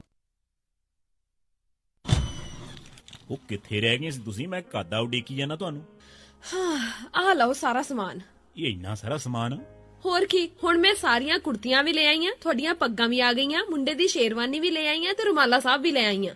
ਤੇ ਨਾਲੇ ਮੈਂ ਇੱਕ ਸਲਾਹ ਕਰਨੀ ਸੀ ਤੁਹਾਡੇ ਨਾਲ। ਹੁਣ ਆਪਣਾ 골ਡ ਖਰੀਦਣ ਵਾਲਾ ਹੀ ਰਹਿ ਗਿਆ ਤੇ ਕੱਲ ਤੁਸੀਂ ਮੇਰੇ ਨਾਲ ਚੱਲਿਓ। ਕਿੱਥੋਂ ਲੈਣਾ ਉਹ? ਬੱਗਾ ਪੈਲੇਸ ਤੋਂ ਹੀ। ਉਹਨਾਂ ਕੋਲ ਬਹੁਤ ਵਧੀਆ ਵੈਰਾਈਟੀ ਹੈ। ਅੱਛਾ। ਹਾਂ, ਆਪਾਂ ਉੱਥੋਂ ਸੋਨਾ ਵੀ ਖਰੀਦ ਸਕਦੇ ਆ ਤੇ ਨਾਲੇ ਜੇ ਕੱਲ ਨੂੰ ਲੋੜ ਪੈ ਜੇ ਤਾਂ ਸੋਨੇ ਦੇ ਬਦਲੇ ਕੈਸ਼ ਵੀ ਲੈ ਸਕਦੇ ਆ। ਲਿਆ ਤਾਂ ਬਹੁਤ ਵਧੀਆ। ਬੱਗਾ ਪੈਲੇਸ, ਤੁਹਾਡੀਆਂ ਬਹੁਤ ਸਾਰੀਆਂ ਲੋੜਾਂ ਲਈ ਇੱਕੋ ਥਾਂ। Bagga Palace, 6618 Florin Road, Sacramento. ਹੋਰ ਜਾਣਕਾਰੀ ਲਈ ਰੋਹਿਤ ਜੀ ਨੂੰ ਕਾਲ ਕਰੋ 9163931872 916 393 1872। ਮੁਸੀਬਤਾਂ ਕਦੇ ਵੀ ਦੱਸ ਕੇ ਨਹੀਂ ਆਉਂਦੀਆਂ, ਇਸ ਲਈ ਖਾਲਸਾ ਇੰਸ਼ੋਰੈਂਸ ਏਜੰਸੀ ਦੇ ਲਾਈਫ ਇੰਸ਼ੋਰੈਂਸ ਪਲਾਨਸ ਲਾਈਫ ਦੇ ਵਿੱਚ ਮੁਸੀਬਤਾਂ ਲਈ ਹਮੇਸ਼ਾ ਰਹੋ ਤਿਆਰ। Khalsa insurance agency 408 272 2500। ਪੂਰੀ ਅੱਜ ਮੇਰਾ ਘਰੇ ਖਾਣਾ ਖਾਣ ਨੂੰ ਬਿਲਕੁਲ ਦਿਲ ਨਹੀਂ ਕਰ ਰਿਹਾ। ਚੱਲ ਫਿਰ ਕਿਤੋਂ ਬਾਹਰੋਂ ਖਾਣਾ ਖਾ ਆਉਨੇ ਆ। ਮੇਰਾ ਅੱਜ ਚਾਟ ਖਾਣ ਨੂੰ ਦਿਲ ਕਰਦਾ ਹੈ, ਨਾਲੇ ਛੋਲੇ ਭਟੂਰੇ। ਦੱਸ ਫਿਰ ਕਿੱਥੇ ਖਾਣਾ ਖਾਣ ਜਾਣਾ? ਆਪਾਂ ਚੱਲਦੇ ਆ ਬੰਬੇ ਕੁਜ਼ੀਨ ਅਤੇ ਇੰਡੀਅਨ ਸਵੀਟਸ ਤੇ। ਬੰਬੇ ਕੁਜ਼ੀਨ ਅਤੇ ਇੰਡੀਅਨ ਸਵੀਟਸ, ਜਿੱਥੇ ਕਿ ਤੁਸੀਂ ਵੈਜ ਨਾਨ ਵੈਜ ਖਾਣਾ ਵੀ ਖਾ ਸਕਦੇ ਹੋ, ਛੋਲੇ ਭਟੂਰੇ ਵੀ ਖਾ ਸਕਦੇ ਹੋ ਤੇ ਖਾ ਸਕਦੇ ਹੋ ਹਰ ਇੱਕ ਤਰ੍ਹਾਂ ਦੀ ਚਾਟ, ਅਤੇ ਵਿਆਹ ਸ਼ਾਦੀ ਵਾਸਤੇ ਭਾਜੀ ਵੀ ਬਣਾਉਂਦੇ ਹਨ। 50 ਬੰਦਿਆਂ ਦੇ ਬੈਠ ਕੇ ਖਾਣ ਦੀ ਜਗ੍ਹਾ ਵੀ ਹੈ ਅਤੇ ਫੂਡ ਨੂੰ ਟੂ ਗੋ ਵੀ ਕਰ ਸਕਦੇ ਹੋ। ਤੇ ਆਉਂਦੇ ਆਉਂਦੇ ਆਪਾਂ ਮੰਮੀ ਹੁਣਾਂ ਵਾਸਤੇ ਮਠਿਆਈਆਂ ਵੀ ਲੈ ਆਵਾਂਗੇ। ਬੰਬੇ ਕੁਜ਼ੀਨ ਅਤੇ ਇੰਡੀਅਨ ਸਵੀਟਸ, 7452 ਫੁੱਟਹਿਲ ਬੁਲੇਵਾਰਡ, ਰੋਜ਼ਵਿਲ। ਵਧੇਰੇ ਜਾਣਕਾਰੀ ਲਈ ਗੱਲ ਕਰ ਸਕਦੇ ਹੋ 9165976865 916 597 6865। ਅਤੇ ਇਹਨਾਂ ਦਾ ਨਵਾਂ ਰੈਸਟੋਰੈਂਟ ਫੋਲਸਨ ਵਿਖੇ ਵੀ ਖੁੱਲ ਰਿਹਾ ਹੈ ਅਤੇ ਇਹਨਾਂ ਨੂੰ ਕਿਚਨ ਵਿੱਚ ਹੈਲਪਰ ਦੀ ਵੀ ਜ਼ਰੂਰਤ ਹੈ। Bombay cuisine and Indian sweets. ਇਹ ਹੈ Punjabi radio USA 1470 AM Sacramento. ਹਾਂ ਜੀ, ਮੈਂ ਹਾਂ ਰਾਜ, ਗੋ ਸੈਟੇਲਾਈਟ ਸਿਟੀ ਤੋਂ ਤੁਹਾਡਾ ਆਪਣਾ ਡਿਸ਼ ਲੋਕਲ ਰਿਟੇਲਰ। ਡਿਸ਼ ਪੂਰੇ USA ਦੇ ਵਿੱਚ ਇੰਟਰਨੈਸ਼ਨਲ ਪ੍ਰੋਗਰਾਮਸ ਦਾ ਟੌਪ ਦਾ ਪ੍ਰੋਵਾਈਡਰ ਹੈ, ਜਿਸ ਦੇ ਵਿੱਚ ਗੁਰਬਾਣੀ, ਤਾਜ਼ਾ ਤਰੀਨ ਖਬਰਾਂ ਦੇ ਨਾਲ ਤੁਸੀਂ ਦੇਖ ਸਕਦੇ ਹੋ ਆਪਣੇ ਮਨਪਸੰਦੀਦਾ ਕ੍ਰਿਕਟ ਦੇ ਮੈਚ ਅਤੇ ਕਬੱਡੀ ਵੀ। ਪੰਜਾਬ ਦੀ ਧਰਤੀ ਦੇ ਨਾਲ ਤੁਹਾਨੂੰ ਪੂਰੀ ਤਰ੍ਹਾਂ ਜੋੜ ਕੇ ਰੱਖਦਾ ਹੈ, ਜੋ ਕਿ ਤੁਹਾਨੂੰ ਉਪਲਬਧ ਕਰਵਾਉਂਦਾ ਹੈ ਜਸ ਪੰਜਾਬੀ, PTC ਤੇ ਵਿਲੋ ਕ੍ਰਿਕਟ। ਜੋ ਵੀ ਤੁਸੀਂ ਦੇਖਣਾ ਪਸੰਦ ਕਰਦੇ ਹੋ ਉਹੀ ਤੁਹਾਨੂੰ ਉਪਲਬਧ ਕਰਵਾਉਂਦਾ ਹੈ। ਪੰਜਾਬੀ ਪੈਕੇजेस ਚੋਂ ਪੰਜਾਬੀ ਮੈਗਾ ਪੈਕ ਤੇ ਸਪੈਸ਼ਲ ਆਫਰ। ਗੋ ਸੈਟੇਲਾਈਟ ਸਿਟੀ ਤੁਹਾਨੂੰ ਫ੍ਰੀ ਸਟੈਂਡਰਡ ਇੰਸਟਾਲੇਸ਼ਨ ਦੇ ਨਾਲ ਇੰਟਰਨੈਸ਼ਨਲ ਪੈਕੇਜ ਦੀ ਐਕਟੀਵੇਸ਼ਨ ਅਤੇ $100 ਦਾ ਗਿਫਟ ਕਾਰਡ ਵੀ ਦੇਣਗੇ। Jas Punjabi for you, PTC for you ਤੇ ਹੋਰ ਵੀ ਬਹੁਤ ਕੁਝ। ਇਸ ਦੇ ਬਾਰੇ ਹੋਰ ਜਾਣਕਾਰੀ ਲਈ ਕਾਲ ਗੋ ਸੈਟੇਲਾਈਟ ਸਿਟੀ 530 770 1192 5307701192 ਜਾਂ ਵਿਜ਼ਿਟ ਕਰੋ gosatcity.com। Restrictions apply. Call for details. ਐਲਗਰੋਵ ਇਲਾਕੇ ਦੇ ਵਿੱਚ first choice pizza and curry Indian restaurant, ਇਥੋਂ ਤੁਸੀਂ ਲੈ ਸਕਦੇ ਹੋ ਹਰ ਤਰ੍ਹਾਂ ਦੇ ਵੈਜ ਨਾਨ ਵੈਜ ਪੀਜ਼ੇ। ਇਹਨਾਂ ਕੋਲੋਂ ਮੈਰੀਨੇਟਡ ਚਿਕਨ ਵੀ ਮਿਲਦਾ ਹੈ। ਇਸ ਵੇਲੇ ਇਹਨਾਂ ਦਾ ਵਿਸ਼ੇਸ਼ ਆਫਰ, ਇੱਕ ਐਕਸਟਰਾ ਲਾਰਜ ਪੀਜ਼ਾ ਲੈਣ ਤੇ ਦੂਸਰੇ ਐਕਸਟਰਾ ਲਾਰਜ ਪੀਜ਼ੇ ਤੇ 50% ਆਫ।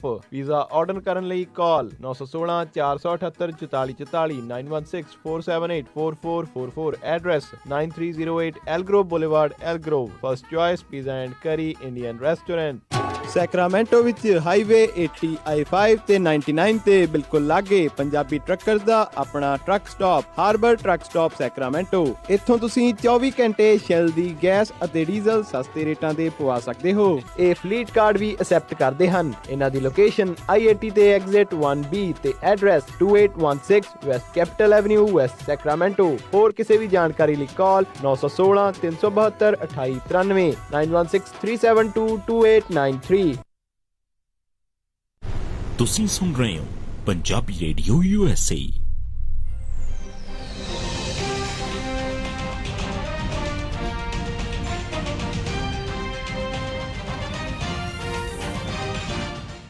ਪੰਜਾਬੀ ਰੇਡੀਓ USA ਸੁਣ ਰਹੇ ਸਾਰੇ ਹੀ ਸਰੋਤਿਆਂ ਨੂੰ ਇੱਕ ਵਾਰੀ ਫੇਰ ਨਿੱਘੀ ਜੀ ਆਇਆਂ ਨੂੰ ਸਭ ਦਾ ਸਵਾਗਤ ਹੈ। ਸਰੋਤੇ ਪ੍ਰੋਗਰਾਮ ਦੇ ਵਿੱਚ ਪ੍ਰੋਗਰਾਮ ਚੱਲ ਰਿਹਾ ਜੀ ਖਬਰ ਤੇ ਨਜ਼ਰ, ਤੇ ਮਿੰਟੂ ਜੀ ਇੱਕ ਵਾਰੀ ਫੇਰ ਜੀ ਆਇਆਂ ਨੂੰ ਸਵਾਗਤ ਹੈ। ਸਤਿ ਸ਼੍ਰੀ ਅਕਾਲ ਜੀ। ਸ਼ੁਕਰੀਆ ਜੀ, ਸਭ ਨੂੰ ਸਤਿ ਸ਼੍ਰੀ ਅਕਾਲ।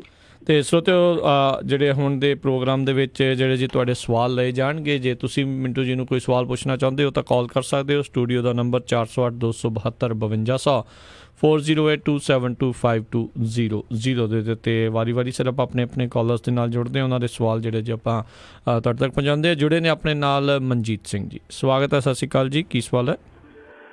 ਹਾਂਜੀ ਮਿੰਟੂ ਜੀ, ਮੇਰੇ 2-3 ਸਵਾਲ ਨੇ। ਨੰਬਰ 1, SYL ਦਾ ਮੁੱਦਾ ਸੀ, ਉਹ ਜਿਹੜਾ ਕੈਪਟਨ ਆਉਣ ਤੋਂ ਪਹਿਲੇ ਕਹਿੰਦਾ ਸੀ ਚੁਣਾਵ ਜਿੱਤਣ ਤੋਂ ਪਹਿਲੇ ਮੈਂ ਇੱਕ ਬੂੰਦ ਵੀ ਨਹੀਂ ਦੇਣੀ, ਉਹ ਹੁਣ ਮੁੱਦਾ ਕਪਲਾ ਬੱਸੇ ਪੈ ਗਿਆ। ਦੂਜਾ ਉਹ ਕਹਿੰਦੇ ਬੂੰਦ ਹੋਣ ਵੀ ਨਹੀਂ ਦੇਣੀ, ਨਾਲ ਦੀ ਨਾਲ ਹੀ ਜਵਾਬ ਲੈ ਲਓ, ਕਹਿੰਦੇ ਬੂੰਦ ਹੋਣ ਵੀ ਨਹੀਂ ਦੇਣੀ, ਤੁਸੀਂ ਏਦਾਂ ਕਰੋ ਹਿਮਾਚਲ 'ਚ ਡੈਮ ਬਣਾ ਲਓ। ਅੱਛਾ, ਉਹ ਸਗੋਂ ਮਤਲਬ ਆਪਣੀ ਪੈਂਟ ਬਣਾਉਣ ਵਾਸਤੇ ਕਿਹਾ ਸੀ, ਵੋਟਾਂ ਲੈਣ ਵਾਸਤੇ। ਉਹ ਤਾਂ ਵੋਟਾਂ ਲੈਣ ਵੇਲੇ ਤੇ ਉਹਨਾਂ ਗੁਟਕਾ ਵੀ ਚੁੱਕ ਲਿਆ ਸੀਗਾ ਜੀ। ਮਨਜੀਤ ਜੀ, ਤੁਹਾਡੇ ਅਗਲੇ ਸਵਾਲ ਕਿਹੜੇ ਆ ਜੀ? ਅੱਛਾ, ਦੂਜਾ ਸਵਾਲ ਮੇਰਾ ਇਹ ਹੈ ਕਿ ਜਿਹੜਾ ਹਜ਼ਾਰਾਂ ਦਾ ਫੰਡ ਕਾਰਾਂ ਵਾਸਤੇ ਮਤਲਬ ਜਾਂਦਾ ਹੈ, ਪੈਟਰੋਲ ਵਾਸਤੇ, ਚਾਹੇ ਉਹ ਗੁਰਦੁਆਰੇ ਦੇ ਨੇ ਜਿਹੜੀਆਂ ਜੀਪਾਂ ਗੌਰਮੈਂਟ ਨੇ ਦਿੱਤੀਆਂ ਨੇ, ਤੇ ਚਾਹੇ ਉਹ MPਆਂ ਦੇ ਨੇ, ਇਹਨਾਂ ਸਾਰਿਆਂ ਦਾ ਇੰਨਾ ਖਰਚਾ ਦੀ ਕੋਈ ਉਹਨਾਂ ਦਾ ਹਿਸਾਬ ਕਿਤਾਬ ਹੈ ਕਿ ਨਹੀਂ ਵੀ ਕਿੰਨਾ ਕਿਸ ਦਾ ਖਰਚਾ ਹੈ ਤੇ ਕਿੰਨਾ ਗਵਰਨਮੈਂਟ ਅਲਾਉ ਕਰ ਰਹੀ ਹੈ ਤੇ ਕਿੰਨਾ ਖਰਚਾ ਹੋ ਰਿਹਾ। ਨੰਬਰ 3 ਜੀ ਨੰਬਰ 3 ਜਿਹੜਾ ਮਤਲਬ ਕਿ ਪੰਜਾਬ ਵਿੱਚ ਇਹਨੇ ਕਾਂਗਰਸ ਨੇ ਪੁਰਾਣਾ ਟਾਈਪ ਦਾ ਆਪਣਾ ਜਿਵੇਂ ਪਹਿਲੇ ਸੈਂਟਰ 'ਚ ਰਾਜ ਕੀਤਾ ਸੀ ਤੇ ਮਤਲਬ ਜਿਵੇਂ ਪਹਿਲੇ ਕੈਪਟਨ ਪਿਛਲੀ ਵਾਰੀ ਆਇਆ ਉਦੋਂ ਵੀ ਇਹਨਾਂ ਦਾ ਅਫਰਾ ਤਫਰੀ ਕੇਸ ਬਣਾਉਣਾ ਤੇ ਦੁਨੀਆ ਭਰ ਦੀਆਂ ਮੁਸੀਬਤਾਂ ਖੜੀਆਂ ਕਰਨੀਆਂ। ਨਵੇਂ ਤੋਂ ਨਵੇਂ ਰੋਜ਼ ਹੀ ਕੋਈ ਨਾ ਕੋਈ ਏਜੰਡਾ ਖੜਾ ਹੁੰਦਾ, ਪਬਲਿਕ ਏਜੰਡਾ, ਤੇ ਹੜਤਾਲਾਂ ਵਿੱਚ ਹੀ ਟਾਈਮ ਪਾਸ ਹੋ ਰਿਹਾ। ਇਹ ਹੁਣ ਵੀ ਹੜਤਾਲਾਂ 'ਚ ਹੀ ਟਾਈਮ ਪਾਸ ਹੋ ਰਿਹਾ। ਜਿਹੜੇ ਕਰਜ਼ੇ ਵਾਸਤੇ ਇਹ ਰੋ ਰਹੇ ਨੇ ਵੀ ਅਸੀਂ ਕਰਜ਼ੇ ਦੇ ਰਹੇ ਹਾਂ, ਕੋਈ ਕਿਸੇ ਦੀ ਚੈਕਿੰਗ ਵੀ ਆ ਵੀ ਜਿਹੜਾ ਕਰਜ਼ਾ ਦਾ ਦਿੱਤਾ ਹੈ ਉਹ 80,000 ਦਿੱਤਾ ਕਿ 8,000 ਦਿੱਤਾ, ਜਿਵੇਂ ਸਭ ਤੋਂ ਪਹਿਲੇ ਪਿਛਲੇ ਮਹੀਨੇ ਆਇਆ ਸੀ। ਇਹ ਨਾ ਜਰਾ ਦੱਸੋਗੇ? ਥੈਂਕ ਯੂ ਜੀ, ਥੈਂਕ ਯੂ ਜੀ। ਨਹੀਂ, ਤੀਜਾ ਸਵਾਲ ਤੁਹਾਡਾ ਮੈਨੂੰ ਨਹੀਂ ਕਲੀਅਰ ਹੋਇਆ, ਪਰ ਜਿਹੜਾ ਦੂਜਾ ਸਵਾਲ ਤੁਸੀਂ ਕਹਿੰਦੇ ਹੋ, ਦੇਖੋ ਕਾਰਾਂ ਮੋਟਰਾਂ ਤੇ ਚੜੇ ਫਿਰਨ ਸਾਨੂੰ ਕੋਈ ਇਤਰਾਜ਼ ਨਹੀਂ ਹੈ। ਅਸੀਂ ਟੈਕਸ ਪੇਅਰਸ ਨੇ ਦੇਣਾ ਪੈਸਾ ਇਹਨਾਂ ਨੂੰ ਇਸੇ ਕਰਕੇ ਦੇਣਾ ਕਿ ਮਸ਼ੀਨਰੀ ਨੂੰ ਅਗਵਾਈ ਦੇਣ, ਪਰ ਇਹ ਅਗਵਾਈ ਦੇਣ ਦੀ ਥਾਂ ਤੇ ਮਸ਼ੀਨਰੀ ਨੂੰ ਅਗਵਾ ਕਰ ਲੈਂਦੇ ਆ। ਹੁਣ ਦੇਖੋ ਜਿਹੜੀਆਂ ਜ਼ਰੂਰੀ ਚੀਜ਼ਾਂ ਨੇ ਉਹ ਤੇ ਜ਼ਰੂਰਤ ਹੈ ਹੀ ਆ। ਹੁਣ ਮੁੱਖ ਮੰਤਰੀ ਨੂੰ ਜੇ ਆਪਾਂ ਆਖੀਏ ਕਿ ਉਹ ਰਕਸ਼ੇ ਤੇ ਚੱਲ ਕੇ ਕੰਮ ਕਰੇ ਤੇ ਉਹ ਏਦਾਂ ਨਹੀਂ ਕਰ ਸਕੂਗਾ। ਜੇ ਅਸੀਂ ਇੱਕ DC ਨੂੰ ਕਹੀਏ ਕਿ ਤੂੰ ਆਪਣਾ ਮੋਟਰਸਾਈਕਲ ਭਜਾਈ ਫਿਰ, ਸਾਡਾ ਖਜ਼ਾਨਾ ਖਾਲੀ ਕੰਮ ਨਹੀਂ ਚੱਲੂਗਾ। ਸੋ ਮੋਟਰ ਕਾਰਾਂ ਤੇ ਵਰਤਣਗੇ, ਪਰ ਰੌਲਾ ਇਹ ਆ ਕਿ ਮੋਟਰ ਕਾਰਾਂ ਦੇ ਨਾਂ ਤੇ ਵੀ ਵਰਤੋਂ ਹੋਣ ਡਈ ਆ। ਮਸਲਨ ਇੱਕ ਰਿਟਾਇਰਡ ਪੁਲਿਸ ਅਧਿਕਾਰੀ ਆ, ਉਹਨੂੰ 6 ਸਰਕਾਰੀ ਗੱਡੀਆਂ ਦਿੱਤੀਆਂ ਹੋਈਆਂ ਸੇਵਾ ਮੁਕਤ ਤੋਂ ਬਾਅਦ ਜੀ, ਔਰ ਉਹਦੇ ਨਾਲ ਜਿਹੜਾ ਸਟਾਫ ਹੈ, ਇੱਕ ਤੇ ਉਹਨੂੰ ਸਟਾਫ ਦਿੱਤਾ ਤੇ ਸਟਾਫ ਦੇ ਨਾਂ ਤੇ ਵੀ 5-6 ਗੱਡੀਆਂ ਇਸ਼ੂ ਕੀਤੀਆਂ। ਇਹ ਕਪਲਾ ਅੱਜ ਵੀ ਇੱਥੇ ਜੇ ਤੁਸੀਂ ਦੇਖੋਗੇ ਜਗਬਾਣੀ ਵਾਲਿਆਂ ਦੇ ਨਾ ਉਹ ਜਾ ਕੇ ਪੋਰਟਲ ਤੇ ਉੱਥੇ ਇੱਕ ਵੀਡੀਓ ਪਈ ਆ। ਵੀਡੀਓ ਜੇ ਦੇਖੋਗੇ ਤੁਸੀਂ ਹੈਰਾਨ ਰਹਿ ਜਾਓਗੇ ਕਿ ਨਵੇਂ ਸ਼ਹਿਰ ਤੋਂ ਜਲੰਧਰ ਦਾ ਸਫ਼ਰ ਮੇਰੇ ਖਿਆਲ ਦੇ ਨਾਲ ਰਾਜਕਰਨਵੀਰ ਜੀ 50-60 ਕਿਲੋਮੀਟਰ ਦਾ ਹੋਣਾ। ਜੀ ਜੀ ਜੀ। ਤੇ ਉਹਨਾਂ ਨੇ ਆਪਣੇ ਕੈਮਰੇ 'ਚ ਰਿਕਾਰਡ ਕੀਤਾ ਕਿ ਰੋਜ਼ਾਨਾ ਜਿਹੜਾ ਨਵੇਂ ਸ਼ਹਿਰ ਦਾ BDPO ਦੀ ਬੇਟੀ ਨੂੰ ਸਰਕਾਰੀ ਗੱਡੀ ਨਵੇਂ ਸ਼ਹਿਰ ਤੋਂ ਜਲੰਧਰ ਟਿਊਸ਼ਨ ਪੜਾਉਣ ਆਉਂਦੀ ਆ। ਦੇਖੋ ਇਹ ਕਿੰਨੀ ਕੁਵਰਤੋਂ ਹੁੰਦੀ ਪਈ ਆ। ਜ਼ਰੂਰਤ ਇਸ ਗੱਲ ਦੀ ਆ, ਰੌਲਾ ਇਹੋ ਹੀ ਆ ਕਿ ਇਹਨਾਂ ਚੀਜ਼ਾਂ ਨੂੰ ਠੀਕ ਕੀਤਾ ਜਾਵੇ, ਜਾਂ ਤੇ ਕੋਈ ਚੰਗਾ ਹਾਕਮ ਹੋਵੇ ਜਾਂ ਕੋਈ ਰੈਗੂਲੇਟਰੀ ਇਹੋ ਜਿਹੀ ਹੋਵੇ ਜਿਹੜੀ ਇਸ ਤਰ੍ਹਾਂ ਦੀ ਲੁੱਟਮਾਰੀ ਵਾਲੀ ਕੰਮ ਚੱਲਦਾ ਹੈ ਇਹ ਬੰਦ ਕੀਤਾ ਜਾਵੇ। ਜੀ ਜੀ ਜੀ। ਬਾਕੀ ਮਿਲਾ ਦਾ ਅਖੀਰ 'ਚ ਇਹੀ ਪੁੱਛਦੇ ਸੀਗੇ ਵੀ ਜਿਹੜੇ ਕਿਸਾਨਾਂ ਦੇ ਜਿਹੜੇ ਕਰਜ਼ੇ ਮਾਫ ਹੋ ਰਹੇ ਹੋ ਵੀ ਰਹੇ ਆ ਕਿ 80,000 ਕਹਿ ਕੇ 8,000 ਹੀ ਜਿਹੜਾ ਕੀਤਾ ਜਾ ਰਿਹਾ ਆ। ਕੁਛ ਇਦਾਂ ਦੀ ਕੋਈ ਪੁਰਾਣੀ ਖਬਰ ਦਾ ਹਵਾਲਾ ਸਵਾਦੀ ਗੱਲ ਨਹੀਂ, ਉਹ ਕੋਈ ਸਵਾਦੀ ਗੱਲ ਨਹੀਂ ਹੈ। ਕਰਜ਼ਾ ਜਿਹੜਾ ਮਾਫ ਕੀਤਾ ਕੁਛ ਕਿਸਾਨਾਂ ਦਾ ਕੀਤਾ, ਉਹ ਖਾਸ ਤੌਰ ਤੇ ਪਾਰਟੀਕੂਲਰ ਜਿਹੜੇ ਆਪਣੇ ਸਹਿਕਾਰੀ ਬੈਂਕ ਹੁੰਦੇ, ਖੇਤੀਬਾੜੀ ਬੈਂਕ ਆ, ਜਿਹੜੇ ਸੁਸਾਇਟੀਆਂ ਵਗੈਰਾ, ਇਹਨਾਂ ਦਾ ਹੀ ਕੀਤਾ। ਯਾਨੀ ਬਹੁਤ ਸਾਰਾ ਕਰਜ਼ਾ ਜਿਹੜਾ ਕਿਸਾਨਾਂ ਦੇ ਸਿਰ ਤੇ ਉਹ ਜਿਉਂਦਾ ਤਿਉਂ ਨਹੀਂ ਆ, ਬਰਕਰਾਰ ਆ। ਜੀ ਜੀ।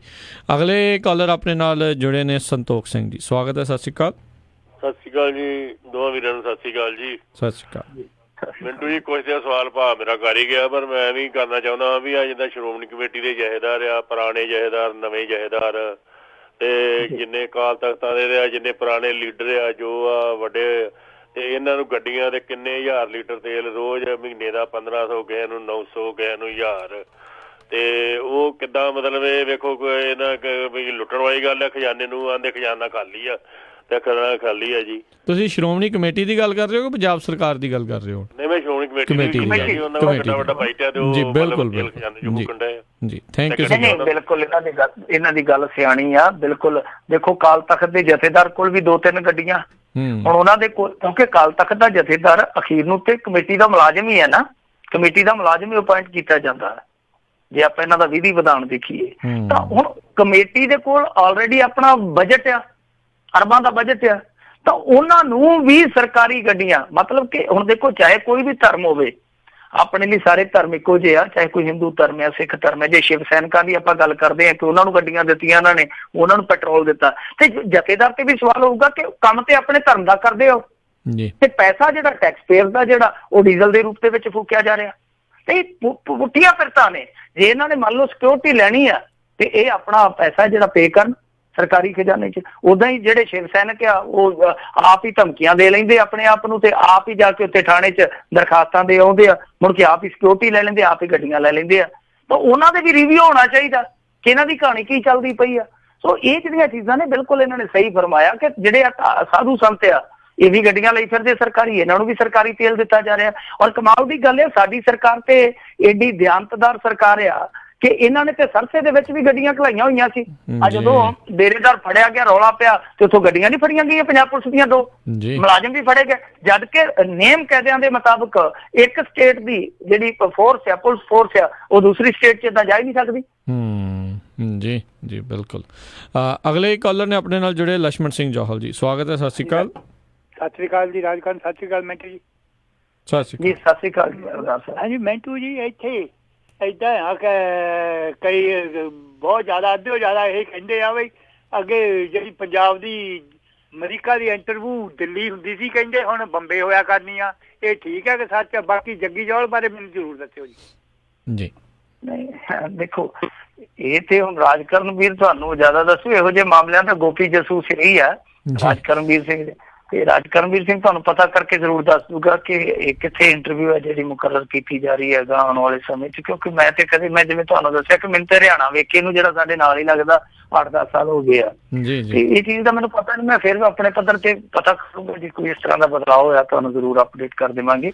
ਪਰ ਜਿਹੜਾ ਜੱਗੀ ਜੌਲ ਹੋਰਾਂ ਵਾਲਾ ਮਸਲਾ, ਉਹਦੇ 'ਚ ਇਹ ਆ ਕਿ ਇੱਕ ਕੇਸ 'ਚ ਮੇਰੇ ਖਿਆਲ ਦੇ ਨਾਲ NIA ਨੇ ਚਾਰਜ ਸ਼ੀਟ ਫਾਈਲ ਕਰ ਦਿੱਤੀ, ਔਰ ਚਾਰਜ ਸ਼ੀਟ ਦੇ ਵਿੱਚ ਜਿਹੜਾ ਚਾਰਜ ਲੱਗਿਆ ਜੱਗੀ ਜੌਲ ਤੇ ਪਾਰਟਿਕੂਲਰ, ਉਹ ਇਹ ਆ ਕਿ ਉਹਨੇ ਫੰਡਿੰਗ ਕੀਤੀ ਆ। ਮਤਲਬ ਕਿ ਉਹਦਾ ਕਤਲ ਦੇ ਵਿੱਚ ਕੋਈ ਸਿੱਧੇ ਤੌਰ ਤੇ ਹੱਥ ਨਹੀਂ ਦਰਸਾਇਆ ਗਿਆ, ਬਲਕਿ ਇਹ ਆ ਕਿ ਜਿਨ੍ਹਾਂ ਨੇ ਕਤਲ ਕੀਤਾ ਉਹਨਾਂ ਨੂੰ ਫੰਡਿੰਗ ਕੀਤੀ ਆ, ਔਰ ਸ਼ਾਇਦ ਕਿਸੇ ਅਰਬ ਕੰਟਰੀ ਦੇ ਵਿੱਚ ਜਾ ਕੇ ਉਹ ਫੰਡਿੰਗ ਹੋਈ ਆ। ਕੁਛ ਇਸ ਤਰ੍ਹਾਂ ਦਾ ਉਹ ਆਫੈਂਸ ਦੱਸਿਆ ਗਿਆ ਜੋ ਚਾਰਜ ਇਹਦੇ ਤੇ ਲਾਇਆ ਗਿਆ। ਹੁਣ ਉਹਨੂੰ ਪ੍ਰੂਵ ਕਿੱਦਾਂ ਕਰਦੇ ਆ ਕੇਸ ਦੇ ਵਿੱਚ, ਜਾਂ ਇਹ ਜੱਗੀ ਜੌਲ ਹੋਰੀ ਉਹਨੂੰ ਡਿਫੈਂਡ ਕਿੱਦਾਂ ਕਰਦੇ, ਇਹ ਸਮਾਂ ਦੱਸੂਗਾ। ਇਸ ਮਾਮਲੇ ਦੇ ਵਿੱਚ ਇੱਕ ਚਾਰਜ ਸ਼ੀਟ ਆਈ ਆ, ਹਾਲੇ ਕਈ ਚਾਰਜ ਸ਼ੀਟ ਆਉਣਗੀਆਂ, ਉਸ ਤੋਂ ਬਾਅਦ ਫਿਰ ਜੱਗੀ ਜੌਲ ਦਾ ਭਵਿੱਖ ਜਿਹੜਾ ਤੈਅ ਹੋਊਗਾ। ਜੀ ਜੀ। ਬਾਕੀ ਜਿਹੜੇ ਲక్ష్మణ ਸਿੰਘ ਜੌਹਲ ਹੋਣਾ ਦੇ ਸਵਾਲ ਦੇ ਉੱਤੇ ਮੈਂ ਦੱਸਦਾ ਜਾਵਾਂ, ਜਿਹੜੀ ਇਹ US ਐਮਬੈਸੀ ਜਿਹੜੀ ਕੌਂਸੂਲੇਟ ਹੈਗੀ ਇੰਡੀਆ ਦੇ ਵਿੱਚ, ਉਹਨਾਂ ਨੇ ਬਿਲਕੁਲ ਇਹ ਨਿਰਧਾਰਿਤ ਕਰ ਦਿੱਤਾ ਹੈ ਵੀ ਅਪ੍ਰੈਲ 1, 2018 ਤੋਂ, ਜੋ ਕਿ ਸਮਾਂ ਆਲਰੇਡੀ ਜਿਹੜਾ ਚੱਲ ਰਿਹਾ ਆ, ਵੀ ਜਿਹੜੀ ਨਵੀਂ ਦਿੱਲੀ ਦੇ ਵਿੱਚ IR5, IR1, IR2, CR1 ਤੇ CR2 ਦੇ ਜਿਹੜੀ ਵੀਜ਼ਾ ਦੀਆਂ ਇੰਟਰਵਿਊ ਹੁੰਦੀਆਂ ਸੀ, ਪ੍ਰੋਸੈਸ ਹੁੰਦਾ ਸੀ, ਉਹ ਹੁਣ ਦਿੱਲੀ ਦੀ ਐਮਬੈਸੀ ਵਿੱਚ ਨਹੀਂ ਹੋਇਆ ਕਰੂਗਾ। ਉਹ US ਕੌਂਸੂਲੇਟ ਜਨਰਲ ਜਿਹੜਾ ਮੁੰਬਈ ਦੇ ਵਿੱਚ ਹੈਗਾ ਆ, ਬੰਬੇ ਦੇ ਵਿੱਚ ਹੈਗਾ ਆ, ਉੱਥੇ ਜਿਹੜੀ ਇੰਟਰਵਿਊ ਜਿਹੜੀਆਂ ਉਹ ਹੋਇਆ ਕਰਨਗੀਆਂ। ਇੱਕ ਵਾਰੀ ਫੇਰ ਦੁਹਰਾ ਦਿੰਦਾ ਆ ਵੀ ਜਿਹੜਾ ਇਹ US ਐਮਬੈਸੀ ਤੇ ਕੌਂਸੂਲੇਟ ਇੰਡੀਆ ਦੀ ਜਿਹੜੀ ਵੈਬਸਾਈਟ ਦੇ ਉੱਤੇ ਵੀ ਜਿਹੜਾ ਸਭ ਤੋਂ ਪਹਿਲੇ ਨੋਟਿਸ ਜਿਹੜਾ ਉੱਥੇ ਪਿਆ ਹੋਇਆ ਆ ਵੀ 1 ਅਪ੍ਰੈਲ 2018 ਤੋਂ ਇਹ ਲਾਗੂ ਹੋ ਚੁੱਕਾ ਹੈ ਵੀ ਦਿੱਲੀ ਦੇ ਵਿੱਚ ਹੁਣ ਜਿਹੜੀਆਂ IR5 ਦਾ ਜਿਹੜਾ ਪ੍ਰੋਸੈਸ ਸੀ, IR1, IR2, CR1 ਤੇ CR2 ਵੀਜ਼ੇ ਦੀਆਂ ਜਿਹੜੀਆਂ ਇੰਟਰਵਿਊਜ਼ ਆ, ਉਹ ਹੁਣ ਬੰਬਈ ਦੇ ਵਿੱਚ ਜਿਹੜੀਆਂ ਮੁੰਬਈ ਦੇ ਵਿੱਚ, ਬੰਬੇ ਦੇ ਵਿੱਚ ਜਿਹੜਾ ਹੋਇਆ ਕਰਨਗੀਆਂ। ਤੇ ਜਿਨ੍ਹਾਂ ਦਾ ਆਲਰੇਡੀ ਕਹਿੰਦੇ IR5 ਦਾ ਜਿਹੜਾ ਪ੍ਰੋਸੈਸ ਚੱਲ ਰਿਹਾ, ਪੇਰੈਂਟ ਆਫ US ਸਿਟੀਜ਼ਨ, ਜਾਂ IR1 ਜਾਂ CR1 ਵੀਜ਼ਾ ਸਪਾਊਸ ਆਫ ਜਿਹੜਾ US citizen, IR2, CR2 visa unmarried minor, ਯਾਨੀ ਕਿ ਬੱਚੇ ਜਿਹੜੇ US ਸਿਟੀਜ਼ਨ ਦੇ। ਤੇ ਜੇ ਇੰਟਰਵਿਊ ਤੁਹਾਡੀ 1 ਅਪ੍ਰੈਲ ਤੋਂ ਪਹਿਲਾਂ ਜਾਂ ਬਾਅਦ ਦੇ ਵਿੱਚ ਜਿਹੜੀ ਉਹ ਹੋਈ ਆ, ਉਹ 1 ਅਪ੍ਰੈਲ ਤੋਂ ਜੇ ਸਕੈਜੂਲ ਹੋਈ ਆ, ਤਾਂ ਹੁਣ ਮੁੰਬਈ ਦੇ ਵਿੱਚ ਜਿਹੜੀਆਂ ਹੋਇਆ ਕਰਨਗੀਆਂ। ਵੈਸੇ ਸਾਰਿਆਂ ਦੇ ਘਰੋਂ ਘਰੀ ਜਿੱਥੇ ਜਿੱਥੇ ਵੀ ਉਹ ਰਹਿੰਦੇ, ਉਹਨਾਂ ਨੂੰ ਕਹਿੰਦੇ ਅਸੀਂ ਚਿੱਠੀਆਂ ਵੀ ਜਿਹੜੀਆਂ ਉਹ ਪਾ ਦੇਣੀਆਂ ਆ। ਬਾਕੀ ਇਹ ਬਿਲਕੁਲ ਖਬਰ ਜਿਹੜੀ ਉਹ ਪੱਕੀ ਹੈਗੀ ਆ। ਹੁਣ ਇਹ ਵੈਸੇ ਤਾਂ ਇਹ ਹੁਣ ਕੀਤਾ ਤਾਂ ਐਮਬੈਸੀ ਵਾਲਿਆਂ ਨੇ, US ਵਾਲਿਆਂ ਨੇ ਆ। ਲੋਕ ਜਿਹੜੇ ਖਾਸ ਕਰਕੇ ਜਿਹੜੇ ਨਦਰਨ ਜਿਹੜੇ ਹੈਗੇ ਨੇ ਉੱਧਰਲੇ ਪਾਸੇ, ਇੰਡੀਆ ਵਾਲੇ ਪਾਸੇ, ਪੰਜਾਬ, ਹਰਿਆਣਾ, ਦਿੱਲੀ ਜਾਂ ਉਹ ਵਾਲੇ, ਉਹ ਸਾਰਿਆਂ ਨੂੰ ਹੁਣ ਬੰਬੇ ਜਾ ਕੇ ਜਿਹੜੀ ਇੰਟਰਵਿਊ ਵਗੈਰਾ ਆ ਉੱਧਰ ਦੇਣੀ ਪਿਆ ਕਰੂਗੀ। ਤੇ ਮਿੰਟੂ ਜੀ, ਆਪਾਂ ਆਪਣੇ ਅਗਲੇ ਕਾਲਰ ਉਹਨਾਂ ਦੇ ਨਾਲ ਗੱਲ ਕਰਦੇ ਹਾਂ। ਜੁੜੇ ਨੇ ਅਵਤਾਰ ਸਿੰਘ ਪੰਨੂ ਜੀ, ਸਵਾਗਤ ਹੈ। ਸਤਿ ਸ਼੍ਰੀ ਅਕਾਲ। ਸਤਿ ਸ਼੍ਰੀ ਅਕਾਲ ਸਾਰਿਆਂ ਨੂੰ।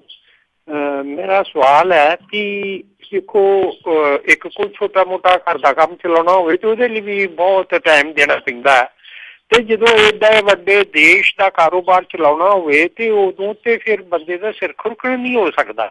ਪਰ ਸਾਡੇ ਪ੍ਰਧਾਨ ਮੰਤਰੀ ਜਾਂ ਤੇ ਇਲੈਕਸ਼ਨ 'ਚ ਪ੍ਰਚਾਰ 'ਚ ਲੱਗੇ ਰਹਿੰਦੇ ਨੇ ਜਾਂ ਵਿਦੇਸ਼ੀ ਦੌਰਿਆਂ ਤੇ ਤੁਰੇ ਰਹਿੰਦੇ ਨੇ, ਤੇ ਫਿਰ ਜਦੋਂ ਪ੍ਰਚਾਰ ਕਰਦੇ ਨੇ ਤੇ ਫਿਰ ਇੰਨਾ ਝੂਠ ਬੋਲਦੇ ਨੇ ਕਿ ਭਗਤ ਸਿੰਘ ਨੂੰ ਕਾਂਗਰਸੀ ਨਹੀਂ ਮਿਲਣ ਗਏ, ਤੇ ਇੰਨੀਆਂ ਲੱਖ ਜਿਹੜੀਆਂ ਵਾ ਉਹ ਟਾਇਲਟ ਬਣਾ ਦਿੱਤੀਆਂ ਗਈਆਂ, ਜਦੋਂ ਕਿ ਉਹ ਟੋਏ ਵੀ ਨਹੀਂ ਪੁੱਟੇ ਹੁੰਦੇ, ਲੋਕ ਪ੍ਰੈਸ ਤੇ ਵਿਖਾ ਦਿੰਦੇ ਨੇ। ਤੇ ਫਿਰ ਆ ਦਿੰਦੇ ਨੇ ਮੈਂ MA ਪਾਸ ਹਾਂ, ਤੇ ਡਿਗਰੀ ਦੀ, ਆਪਣੀ ਡਿਗਰੀ ਦੀ ਫੋਟੋ ਸਟੇਟ ਵੀ ਨਹੀਂ ਕਿਸੇ ਨੂੰ ਵਿਖਾਉਂਦੇ। ਤੇ ਫਿਰ ਯੂਨੀਵਰਸਿਟੀ ਨੂੰ ਆਖ ਦਿੰਦੇ ਵੀ ਕਿਸੇ ਨੂੰ ਦੱਸਿਓ ਨਾ ਇਹਦੇ ਬਾਰੇ, ਇਹ ਸਾਰਾ ਕੁਝ ਕੀ ਆ? ਹਾਸੋ ਹੀ ਨਾ ਜਾਂ ਮੈਨੂੰ ਤੇ ਮਤਲਬ ਇੱਥੇ ਬਹਿ ਕੇ ਸੋਚ ਕੇ ਸ਼ਰਮ ਜਿਹੀ ਆਉਂਦੀ ਹੈ ਕਿ ਜਦੋਂ ਬਾਹਰ ਦੇ ਮੁਲਕਾਂ ਦੇ ਲੋਕ ਸੋਚਦੇ ਹੋਣਗੇ ਕਿ ਕਿਹੋ ਜਿਹਾ ਪ੍ਰਧਾਨ ਮੰਤਰੀ ਆ ਤੇ ਕੀ ਬਣਦਾ ਹੋਊਗਾ, ਇਹਦੇ ਬਾਰੇ ਮੈਂ ਧੰਨਵਾਦ ਜੀ।